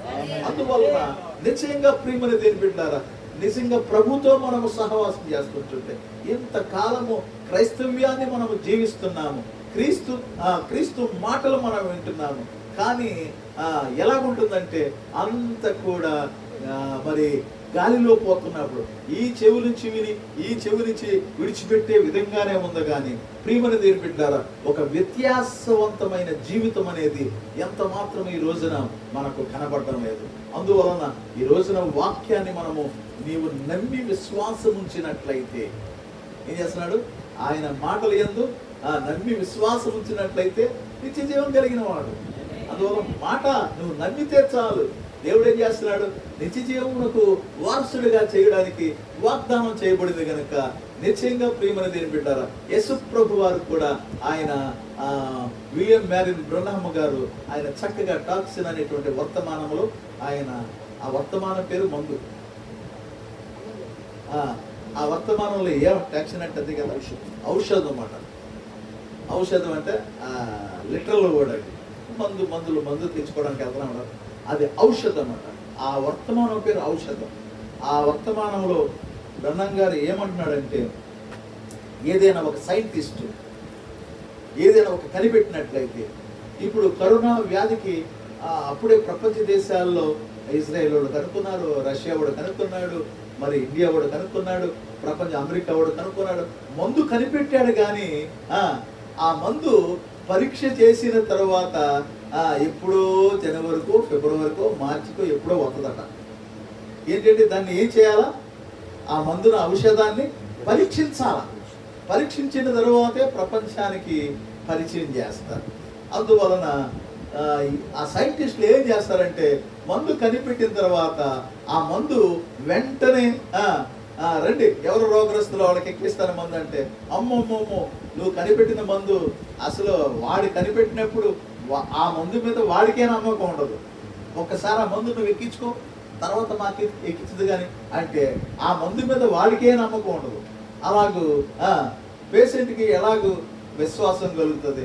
అందువల్ల వాడు ఏం చేస్తాడంటే, ఏ కుక్క మీదో ఏ కోతి మీదో ఏ పిల్లి మీదో దేని మీదో ఎక్కిస్తాడు. వాడికి దానికి సిమ్టమ్స్ ఎలాగున్నాయో అన్ని కూడా గమనించి ఇది బాగానే ఉంది, పని చేసినట్టుంది, అప్పుడు మనిషికి రోగికి ఎక్కిస్తారన్నమాట. అందువల్ల అలాగూ సైంటిస్టు ఒక మందు కనిపెట్టి దాన్ని పరీక్షిస్తేనే కానీ అప్పుడు ప్రజల ముందుకు దాన్ని తీసుకురారు. కానీ మన ప్రభు అలా కాదు, ఆయన పైనుంచి దిగి వచ్చిన వాడు కనుక ఏం చేశాడు, ఆ మరణం ఏదో నా మీదే మరి ఆమోదించండి, నా మీదే పెట్టండి, నన్నే పరీక్షించండి, నన్నే మరణానికి అప్పగించండి, 3వ దినాన్ని తిరిగి లేస్తానో లేదో చూడండి అని చెప్పినప్పుడు ముందు ఆ జీవాన్ని ఏం చేశాడు, వాళ్ళ మీద అని చంపండి, 3 దినాన్ని లేపేస్తున్నా, ముందు నన్ను చంపండి, 3వ దినాన్ని నేను లేస్తానో లేదు. అందువలన ఆయన ఎక్కడి నుంచి వచ్చాడో ఆయనకి తెలుసు, ఆయన ఏమై ఉన్నాడో తెలుసు, ఆయన జీవమై ఉన్నాడు, ఆయన పునరుద్ధానమై ఉన్నాడు. ఓ పునరుద్ధానమును జీవమును నేనే ఆయన అక్కడి నుంచి వచ్చాడు కనుక దాన్ని ఏం చేశాడంటే రుజువు చేస్తున్నాడు. పాత నిబంధనలో కూడా అదే పోలిక మనకు కనబడుతుంది. మరి మోషే నాయకత్వంలో కాలేబు యెహోషువ ఏం చేశారంటే వాగ్దాన భూమికి వెళ్ళారు. వాగ్దాన భూమికి వెళ్ళిన తర్వాత వాగ్దాన భూమి అది పాలు తేనెలు ప్రవహించే సారవంతమైన భూమి అని చెప్పినప్పుడు ఆ భూమిలోకి వెళ్ళిన తర్వాత మిగిలిన వాళ్ళు స్పైస్ ఏం చేశారంటే గూఢచారులు 12 మంది వెళ్ళారు, గోత్రానికి ఒకళ్ళు చెప్పిన. వెళ్ళిన తర్వాత వాళ్ళందరూ కూడా చూసి, అమ్మో వాళ్ళ బలమైన అజానుబాహులు, అమ్మో వాళ్ళని జయించడం చాలా కష్టం అని వాళ్ళంతా కూడా ఏం చేశారు, మోషే దగ్గరికి వచ్చి బట్టలు చింపుకొని ఏడుస్తున్నారు. అయ్యో ఇది ఎంత మాత్రం మన వల్ల కాదు, వాళ్ళు చాలా బలిష్ఠులు, బలమైన వారు. ఇంగ్లీష్లో జైంట్స్ అని రాయబడి ఉంది. ఉన్నత దేవులు. జైంట్ అంటే అసలు మనం ఏమనుకుంటామంటే భూతం, రాక్షసులు అంటాం. కానీ ఇంగ్లీష్లో జైంట్స్ అని ఉంది, రాక్షసులు లాంటి వాళ్ళు. అందువల్ల వీళ్ళు వెళ్ళి ఏం చేశారంటే వాళ్ళని చూసి, అయ్యో ఇంకేమన్నా ఉందో, ఆ దేశానికి ఆ దేవునికి ఒక దండం పెడతాం, మాకు ఆ దేశం వద్దు, ఆ పాలుదెల్లు ప్రవహించే సారవంతమైన భూమి వద్దని మోషే ముందు ఈ బట్టలు చింపుకుని మరి ఏడుస్తున్నారంట. అప్పుడు కాలేబు యెహోషువ ఏం చేశారంటే వాళ్ళిద్దరూ కూడా ఒక ద్రాక్ష గెలను గుర్తులు తీసుకొచ్చి ఒక కావిడి కట్టి ఇద్దరు మోసుకొస్తున్నారు. మనం చూసాం, మన కళ్ళతో మనం చూసిన ద్రాక్ష గుర్తులు కిలో ఉంటుంది, కిలోన్నర ఉంటుంది, ఒక 2 కిలోలు ఉంటుంది. కానీ వాళ్ళు తీసుకొచ్చింది కావిడి కట్టి ఇద్దరు మోస్తున్నారంటే ఎంతో పెద్ద గెలం అంటది. తీసుకొస్తున్నప్పుడు ఆ దేశం యొక్క పంట సారవంతమైనది అని రుజువు తీసుకొచ్చారు. అందువల్ల ప్రియమైన ఏం పెట్టారా, అది భౌతిక సంబంధమైనటువంటి దేశం కనుక ఆ యొక్క దేశం యొక్క ఫలము ఎంత సారవంతమైందో తీసుకొచ్చినప్పుడు చూడండి, మనము ఆ దేశం యొక్క పంట చూడండి ఎంత సారవంతంగా ఉంది అని కాలేబు యెహోషువ తీసుకొచ్చారు. మళ్ళీ రెండోది ఏమంటున్నారు, మనము ఈ యొక్క అజానుబాహులు కాదు, ఆ దేశాన్ని కాదు మనం చూసేది, దేవుడు వాగ్దానం చేసిన వాగ్దానాన్ని చూడాలి. ఆయన మాటలు చూడండి, భూమి ఆకాశములు గతించిన ఆయన మాటలు ఎన్నడూ గతించవు. ఆమెనంటారా? అందువలన ఈ యొక్క యోసేపు గారు కరోనా వ్యాధితో మరణించారు అనగానే నేను చాలా కుమిలిపోయాను, బాధపడ్డాను. అందువల్ల రిజల్ట్స్ వచ్చిన తర్వాత అది పాజిటివ్ కదా నెగిటివ్ అండి అనగానే అమ్మయ్య మా విశ్వాసి కరోనా వ్యాధితో చనిపోయాడు అంటే నాకెంతో బాధ అనిపించింది. మనం బోధించిన బోధ ఏంటి, మనం బోధించిన వాక్యం ఏంటి, మరణమును జయించేది, క్షయత అక్షయతను జయించేది, అందువలన మరణములో నుంచి జీవములోనికి కొనిపోయేది ఏంటిది అని చాలా ఆందోళన పడ్డారు. తర్వాత రిజల్ట్స్ వచ్చిందని చెప్పిందట, ఇది ఎంత మాత్రం పాజిటివ్ కదంట నెగిటివ్ అన్నప్పుడు ఆయన భయపడ్డాడు. అందువలన ఆయన కూడా ఆ 4 రోజుల ముందు నాకు ఫోన్ చేశాడు, పాస్టర్ గారండి నాకు అనారోగ్యంగా ఉంది, అట్లా కొంచెం దీన్ని తడపడుతుంది, ఆ ఎడవైపు లాగుతుంది అని చెప్తూ ఉంటుంది. మరి ఆందోళన పడవద్దు, నిశ్చయంగా పరిశుద్ధ గ్రంథంలో ఒక మాట ఉంది, 139వ కీర్తనలో 139వ కీర్తనలో ఆ మాట రాసి ఉంది. జాగ్రత్తగా చదవండి. నేను వచ్చినది 16వ వచనంలో చూడండి. నేను పిండమునై ఉండగా 15 చదువుకుందాం. నేను రహస్యమందు పుట్టిన నాడు భూమి యొక్క అగాధ స్థలములలో విచిత్రముగా నిర్మింపబడిన నాడు నాకు కలిగిన ఎముకలు నీకు మరుగై ఉండలేదు. నేను పిండమునై ఉండగా నీ కన్నులు నన్ను చూచెను. చూడండి, నీ కన్నులు నన్ను, నేను పిండంగా ఉన్నప్పుడే నీ కన్నులు నన్ను చూచెను. నియమింపబడిన దినములు ఒకటైనా కాకమునుపే నాకు ఎన్ని దినములు దేవుడు నియమించాడో, నేను భూలోకములో ఇన్ని సంవత్సరాలు బతకాలని దేవుడు ఎన్ని దినాలు ఎన్ని సంవత్సరాలు నియమించాడో ఆ నియమింపబడిన దినములు ఒకటైనా కాకమునిపే, అసలు ఒకటైనా జరగక మునిపే నా దినములన్నీ ఈ గ్రంథంలో లిఖితములాయెను. ఏంటంటే ఈ నాకు కొరకు నియమించబడిన సంవత్సరాలు దినాలన్నీ కూడా ఆయన గ్రంథంలో లిఖితములాయెను. నువ్వేం చేస్తావు, ఎలాగుంటావు, దేవునికి ఇష్టడుగా ఉంటావా, దేవునికి విరుద్ధంగా ఉంటావా, దేవుని రాజ్యం కొరకు పోరాడతావా, దేవుని నీతి కొరకు పోరాడతావా, దేవుని వాక్యం కొరకు నిలబడతావా లేదా అనేటువంటిది ముందుగా ఆయన గ్రంథంలో రాసుకున్నాడు. ఇదేంటప్పుడు ఎప్పుడంటే ఇది జగత్తుకు పునాది వేయబడక మునిపే నిన్ను గూర్చి, అసలు నువ్వు భూలోకంలో భిన్నంగా ఆవిర్భవించక మునిపే నిన్ను గూర్చి నీ దినములన్నీ ఆ గ్రంథంలో రాయబడి. చూడండి 139:15 వచ్చి నుంచి మనం చూస్తుంటుంటే క్లియర్గా ఉంది. అందువలన ప్రియమైన దేవుని బిడ్డలారా, అందువలన ఇక్కడ ఎవరు ఆయన వారు, ఎవరు ఆయన వాక్యమును లోబడతారో, ఎవరు ఆయన వాక్యానికి విధేయత చూపిస్తారో, ఎవరు ఆయన భయభక్తులు కలిగి ఉంటారో అంత ఆయన గ్రంథములో వ్రాయబడు. కానీ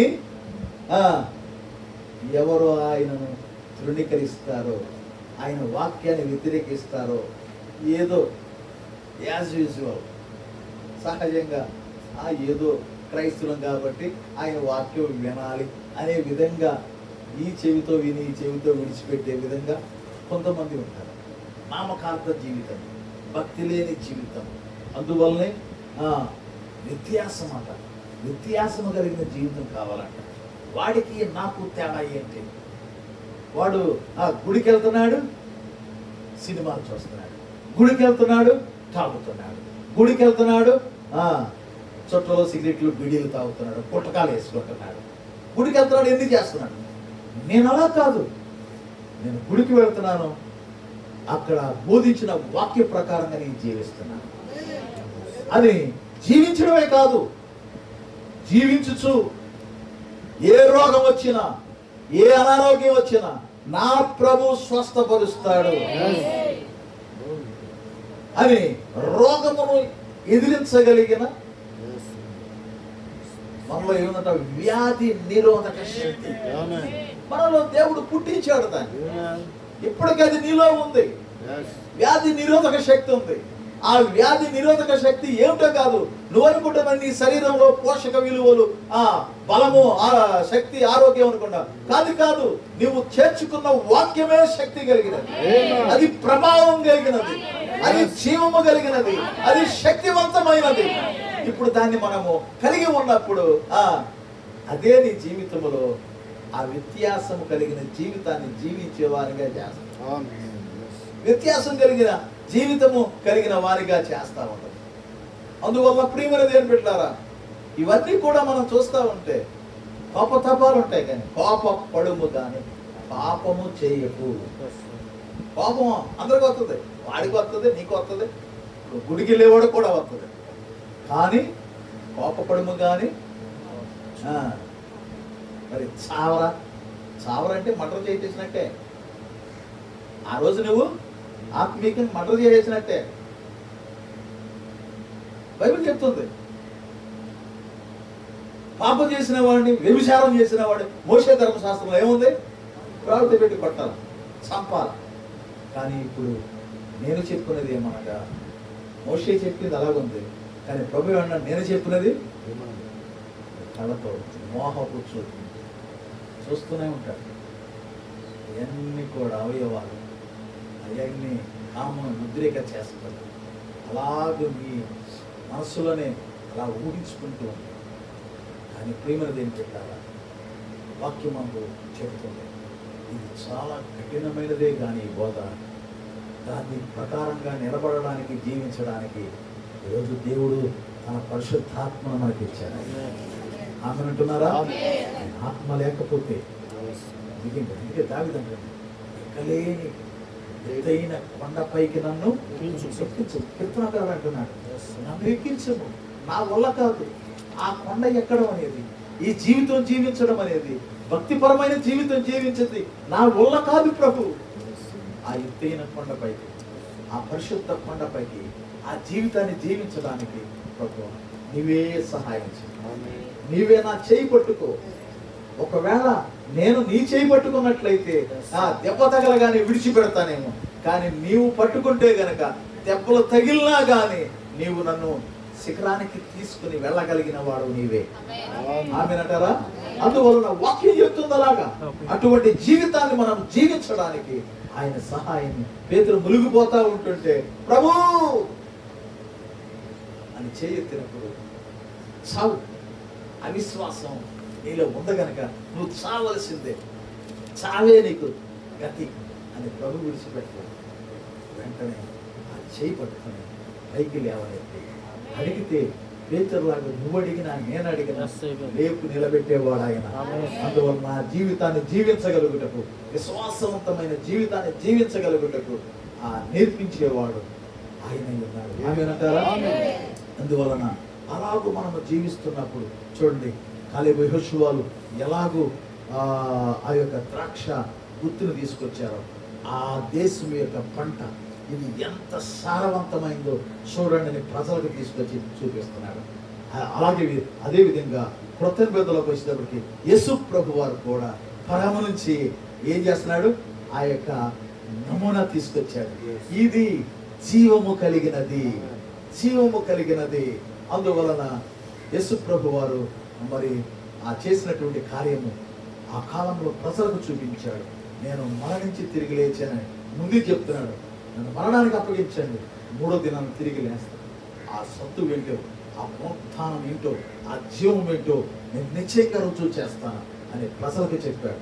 కనుక ఈ చివరి కాలంలో మన ప్రవక్త ఏం చేస్తున్నాడంటే ఫస్ట్ మానవుడంట ఎద్దుల బండి మీద నడిచాడు, తర్వాత గుర్రవ బండి, తర్వాత ఏం చేస్తున్నాడు? విమానం మీద, తరువాత రాకెట్ ప్రయాణం చేశాడు. అలాగూ ఏమైంది? లూథరన్ కాలం వచ్చింది, మెల్లి ఎద్దుల బండి ప్రయాణం అట. ఆ గుర్ర బండి మీద వెళ్ళినట్టుగానే మెల్లిగా సువార్త వెళ్ళింది. తర్వాత ఏం చేసింది? తర్వాత మోటార్ కాలం వచ్చింది. మోటార్ కాలం వచ్చిన తర్వాత వెస్లీ కాలం అలాగొచ్చింది. తర్వాత పెంతెకొస్తు కాలం మనం చూసేటప్పటికి విమానం వచ్చింది. ఆ విమానం మనం చూస్తుంటుంటే డైరెక్ట్గా పరలోకానికి వెళ్ళిపోదు, కానీ ఈ ప్రాంతం నుంచి విమానం జూమేసేసి భూమి మీదే తిరుగుతుంది, ఇంకో ప్రాంతంలో దిగుతుంది. అది విమానం. పెంతెకొస్తు ఏం చేస్తూ ఉంటారంటే విమాన కాలంలో ఉండి ఇక్కడి నుంచి ఎగురుతూ ఉంటారు, ఆత్మ వచ్చేసి ఎగురుతారు కానీ అక్కడే పడతా ఉంటారు.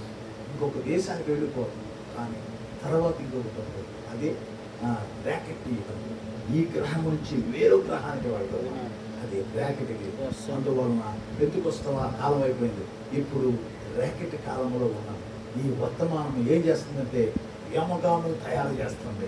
మనమంతా కూడా భూమండలము నుంచి పరమండములకు 6వ డైమెన్షన్ పరదైసుకు వెళ్ళే మనం వ్యోమగాములను, మరణమును జయించే వ్యోమగాములను. మనమంతా దేవుడు తన యొక్క జీవము గల వాక్యము అలాగూ నేను ఏం చేస్తున్నాను? మరి దేవుని వాక్యాన్ని నమ్ముకుంటే స్వస్థతలు జరుగుతాయి, అద్భుతాలు జరుగుతాయి, మతకార్యాలు జరుగుతాయి. ఈ చెప్పడం లేదు. నేను చెప్పుతున్నది ఏంటంటే మనము అక్షయతను ధరించి దేవుని వాక్యం ఇది. మరి క్షయత నుంచి అక్షయత, క్షయత ఎంత మాత్రం అక్షయతను స్వతంత్రించుకున్నది. కానీ ఇప్పుడు ఏం జరుగుతుందంట? క్షయమైన మనము అక్షయతను ధరించుకోబోతున్నాము, జీవాన్ని పొందబోతున్నాము. అటువంటి స్థితికి దేవుడు ఈ కాలంలో ఈ వర్తమానం ఇస్తున్నాడు. కనుక ప్రేమను దేని పెట్టారా? నిశ్చయంగా మనం చూస్తూ ఉంటుంటే ఈ యొక్క వ్యామగాముల కాలం రేఖ కనుక ఈ గ్రహం నుంచి వేరే గ్రహానికి. అందువలన అదంతా కూడా విమానం మీద వెళ్ళినప్పుడు భలే ఉంటే ప్రయాణం మెల్లిగా ప్రశాంతంగా దిగాము. కానీ వ్యామగామి మరి ఆయన వ్యామగాములు కాలంలో వాడు ఏం చేశాడు? చంద్రమండలానికి వెళ్ళాడు. చంద్రమండలానికి వెళ్ళిన తర్వాత అక్కడ గాలి లేదు, అక్కడ జీవము లేదు, అదంతా ఒక ఎడారి వలె ఉంది. అందువలన ఇవన్నీ కూడా చెప్పుకొచ్చాడు.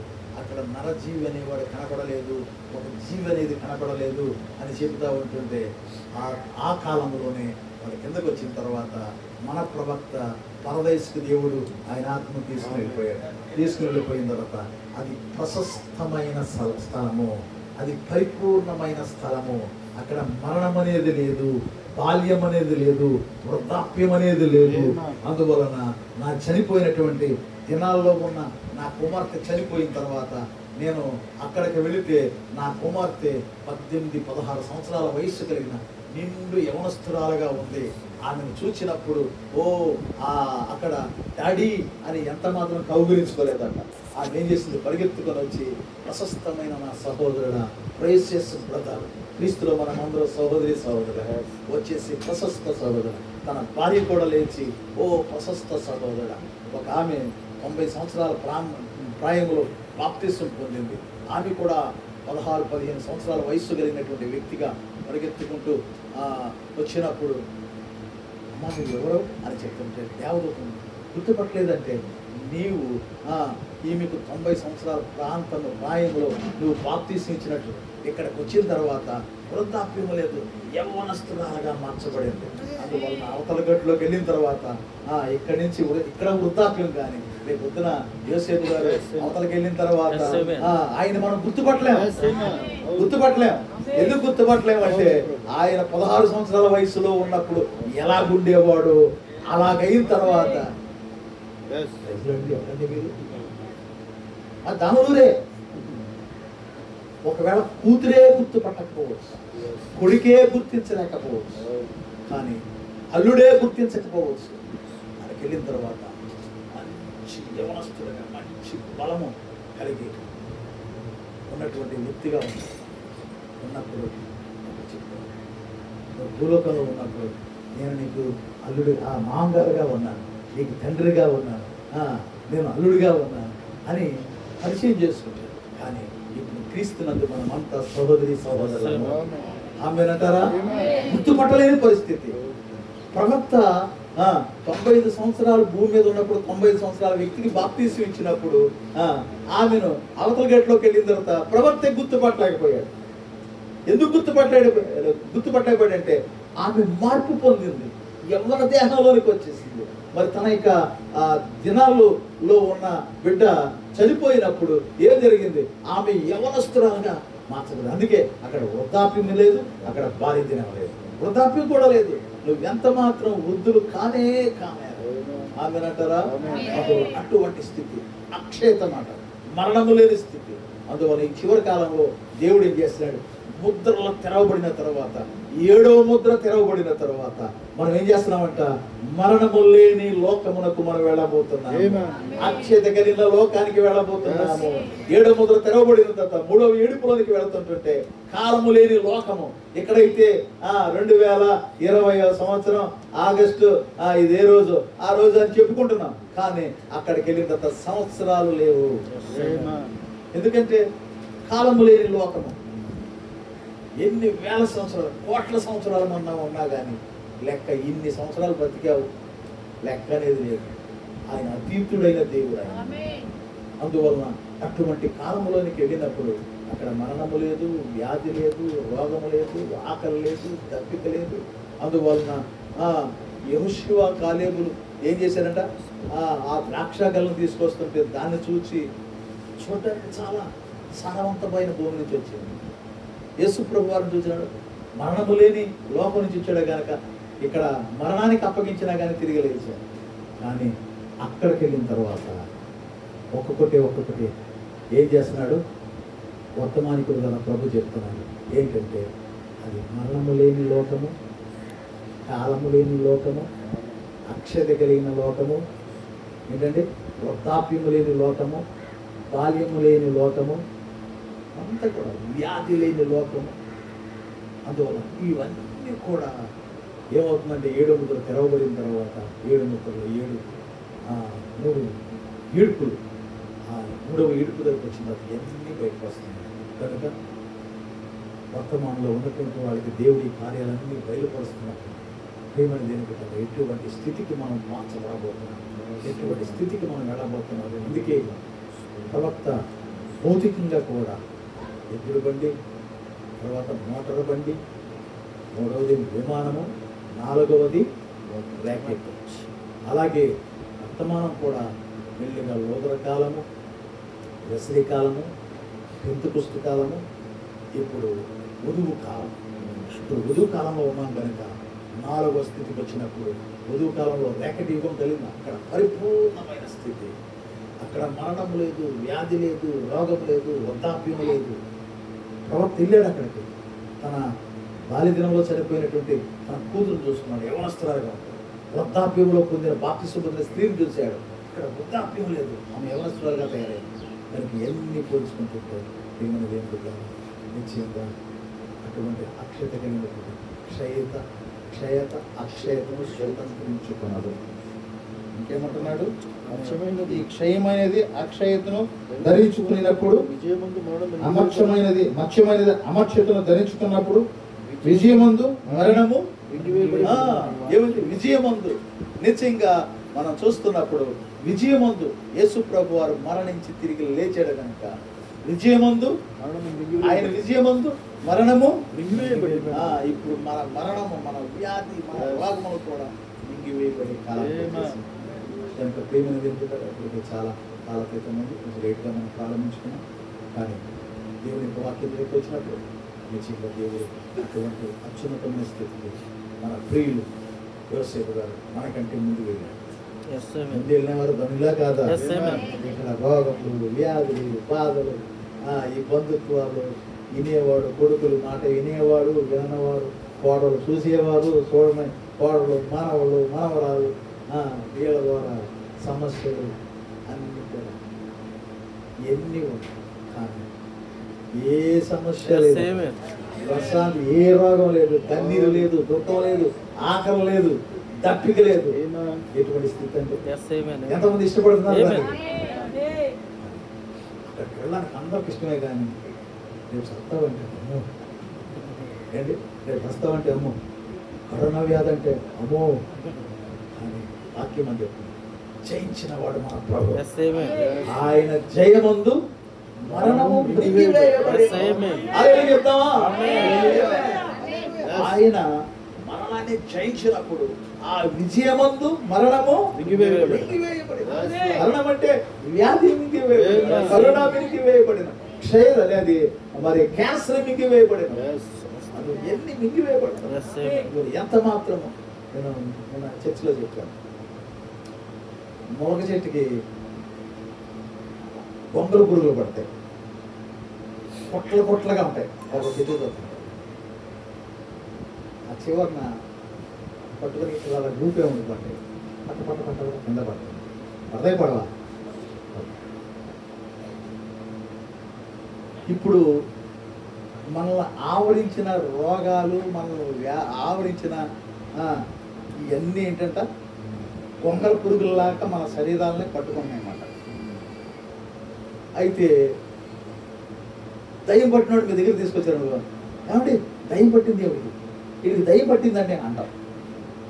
ఇప్పుడు వీడు రక్షించబడ్డాడు అనుకోండి, వీడికి దయ్యం పట్టిందంటావా లేకపోతే యేసు ప్రభు పట్టిందా అంటావా?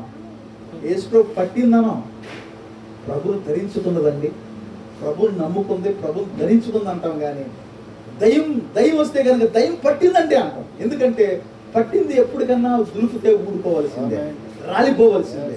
కానీ క్రీస్తు లోపలికి వస్తే ఆయన రాలిపోయేవాడు కాదు, నిన్ను విడిచిపెట్టేవాడు కాదు, నీ యొక్క హృదయం అనే సింహాసనం అందు స్థిరంగా నిలుచుండేవాడు. ఆమె అంటున్నారా? ఇప్పుడు యోసేపు గారు కూడా ప్రభుని కలిగి వెళ్ళాడు. చిన్నగా సంక్షేమంగా లేఖనంలో చేయబడిన వాగ్దానాలన్నీ స్వతంత్రించుకున్నాడు. మనము కూడా అటువంటి వాగ్దానాలు మనం స్వతంత్రించుకొని క్రీస్తు కొరకు మనం నిలబడగలిగినట్లయితే మరణముతో భయము లేదు, వ్యాధితో భయము లేదు, ఆందోళనతో. నా మరణాన్ని గురించి అప్పుడే నలుగురికి కళలు వచ్చింది. భాష గారు మీరు త్వరలో చనిపోబోతున్నారు. మా అబ్బాయి చెప్పాడు, ఇంకో భాష గారు చెప్పారు, ఇంకో భాష గారు చెప్తారు, చెప్తా ఉంటుంటే చావకుండా ఇక్కడే ఉండేవాడు ఎవరు. ఏదో రోజున దాని గురించి ఇప్పుడు నుంచే చచ్చిపోతాను అంటే ఇప్పుడన్నా చచ్చేదే. కానీ దేవుడు ముందుగా తెలియపరిచాడు అనుకుంటే ఏమో దాని గురించి ఇంకా సిద్ధపాటు ఆమెనంటారా? అందువలన పుట్టినవాడు గిట్టగా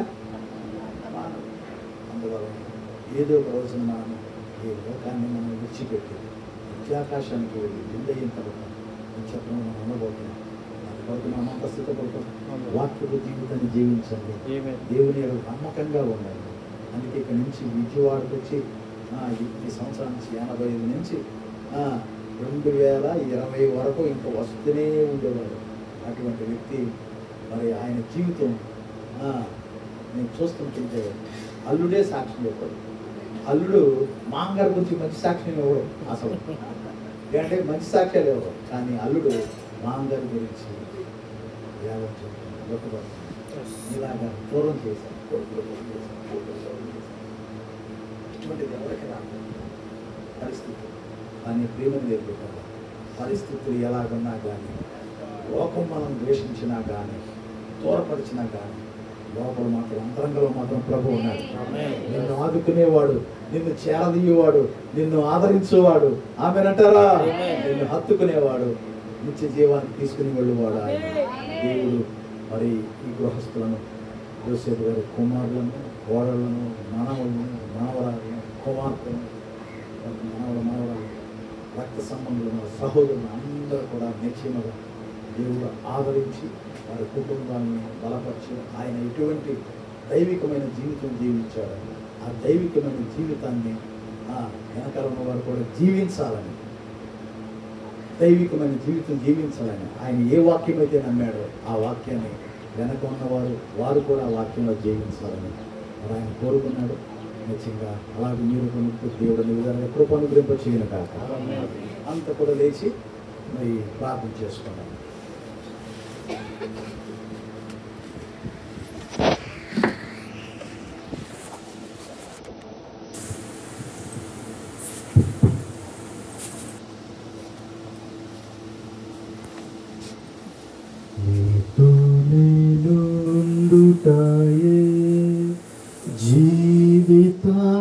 జీవితవాంఛయా నీ చిత్తం నెరవేర్చుటయే హృదయ తపనయ్యా నీతో నేనుండుటయే జీవితవాంఛయా నీ చిత్తం నెరవేర్చుటయే హృదయ తపనయ్యా యేసయ్యా నిన్నే కదా నా ముందు నిలిపేను యేసయ్యా నిన్నే కదా నా ముందు నిలిపేను నీతోనే నుండుటయే నా కొరకు ప్రాణము పెట్టినవాడా తిరిగి లేచినవాడా నా కొరకు ప్రాణము పెట్టినవాడా తిరిగి లేచినవాడా నా జీవితం నశింపక నా జీవితం నశింపక కాపాడువాడా నా కాపరి కాపాడువాడా నా కాపరి యేసయ్యా నిన్నే కదా నా ముందు నిలిపేను యేసయ్యా నిన్నే కదా నా ముందు నిలిపేను నీతో నేనుండుటయే. ప్రభువానికి స్తోత్రములు వందనములు చెల్లించుచున్నాము. ఈ ఆదరణ కూటంలో మా తండ్రి నాయన ఎంతవరకు ఈ విధంగా మీరు మా మధ్యన ఉండి సాక్ష్యాలు మా తండ్రి నాయన మీ వాక్యాన్ని మా ప్రభు మీ లేఖనం నుంచి నాయన మేము విన్నాము. ఆయన మీ మాటలు ఎంతో శ్రేష్టమైనవి, విలువైన మా తండ్రి భవిష్యత్తును గురించి చెప్పబడిన మాటలు, ప్రాఫిటికల్ వర్డ్స్, దేవా ప్రవచనాత్మకమైన మాటలు మా తండ్రి. దేవా మా ప్రభు ఈ భౌతిక జీవితాలు మేము జీవిస్తున్నాం మా తండ్రి. దేవా మా ప్రభు మా తండ్రి నాయన దేవ తర్వాత మాకు ఏమి సంభవించబోతుందో దేవా ముందుగానే చెప్పబడిన మాటలు కనుక ఆ మాటలు నాయన వినుచున్నప్పుడు మా తండ్రి మా హృదయంలో మండుచుండుట లేదు అని నాయన నిజమే మా తండ్రి నాయన. దేవా ఎంఐ మార్గంలో విడుచున్నప్పుడు దేవా మీరు వాళ్ళతో శిష్యులతో మీరు మాట్లాడుచున్నప్పుడు వారి హృదయంలో మండలేదా అని చెప్పుకున్నారు. ఈరోజు నాయన ఆ మాటలు మేము వినుచున్నప్పుడు కూడా దేవా ఇది జీవముతో కూడిన మాట, ఇది పునరుద్ధానముతో కూడిన మాటలు, అభిషేకముతో కూడిన మాటలు, ప్రవచనాత్మకమైన మాటలు. దేవా ఇందులో సత్యమున్నది నాయన, ఇందులో జీవమున్నది నాయన, ఇందులో వాస్తవత ఉంది నాయన. దేవా వాస్తవం నాయన మేము ధరించుకోవడానికి మాట్లాడి మీరు మాకు వినిపింపజేస్తున్నారు. దేవా మీరు నా మాటలు విన్నట్లయితే దేవా నిత్య జీవం కలిగిన వాళ్ళని నిజంగా మీ మాటలు మేము విని దాని ప్రకారంగా మేము జీవించుటకు సహాయం చేయండి. దేవా కూడి వచ్చిన బిడ్డలో మా తండ్రి మీ మాట నిరంతరంగా ఫలించేయండి. ఇదిగో మా ప్రియులు యోసేపు గారు మా తండ్రి భూ సంబంధమైన జీవితాన్ని జీవించి దేవా మీకు ఇష్టలుగా మా ప్రభు ఆయన నడుచుకొని మా తండ్రి దేవా మా ప్రభు మా తండ్రి తన యాత్రను ముగించుకున్నారు. మీ పిలుపుని అందుకుని మా తండ్రి ఆయన దేవా మా ప్రభు పరమకు చేరు. అయితే మా తండ్రి విడిచి వెళ్ళిన ఆయన కుమార్తెలు కుమారులు మనవళ్ళు మనవరాళ్ళు కోడాళ్ళు కూడా ఆ మార్గంలో ఆయన ప్రయాణం చేసి మా తండ్రి ఆ జీవ సంబంధమైనటువంటి ఆ వాగ్దాన సంబంధమైనటువంటి అక్షయతో కూడినటువంటి ఆయన దాన్ని స్వతంత్రించుకోవడానికి మీ కృపను తెప్పించండి. ఈ కుటుంబాల్లో శాంతి సమాధానం తెప్పించండి. మీ జీవనంతో కూడినటువంటి ఆయన ఓ మా ప్రభు జీవితాన్ని మీరు జీవించగలిగినంత సహాయం చేయండి. నిజంగా విజయమందు మరణము మృంగివేయబడెను అని చెప్పబడిన విధంగా మా తండ్రి దేవా విజయము దేవా నిత్యముగా యేసుక్రీస్తు ప్రభువు మీరు ఈ లోకానికి వచ్చిన ఆయన మరణాన్ని ఎలాగూ జయించారో, రోగాన్ని ఎలాగూ జయించారో, పాపమును ఏ విధంగా జయించారో అలాగూ మా తండ్రి నాయన మాకు నేర్పుచున్న దేవాన్ని మీ బిడ్డ మీరు దీవించండి, ఆశ్రయించండి. అన్ని విధాలుగా మీ దీవులు మీ ఆశీర్వాదాలతో మీ బిడ్డ మీరు నింపమని కుటుంబాన్ని మీరు ఆశ్రయించండి. కూడి వచ్చిన బంధువులు స్నేహితులు ఇరుగు పరివారిని కూడా మా తండ్రి నాయన రక్త సంబంధులు కూడా మీరు దీవించి ఆశ్రయించండి. దేవి ఆదరణ కూడికలు నాయన పాల్పొందుకొని ప్రతి బిడ్డను మీరు దీవించి ఆశీర్వదించమని యేసుక్రీస్తు నామమున అడిగి వేడుకొనుచున్నాము. మహాదేవుడును మా రక్షకుడైన ప్రభువు అయిన యేసుక్రీస్తు వారికి కృపా సమాధానం కూడి వచ్చిన వారికి గృహస్థులకు సదా తోడై ఉండును గాక. ఆమేన్.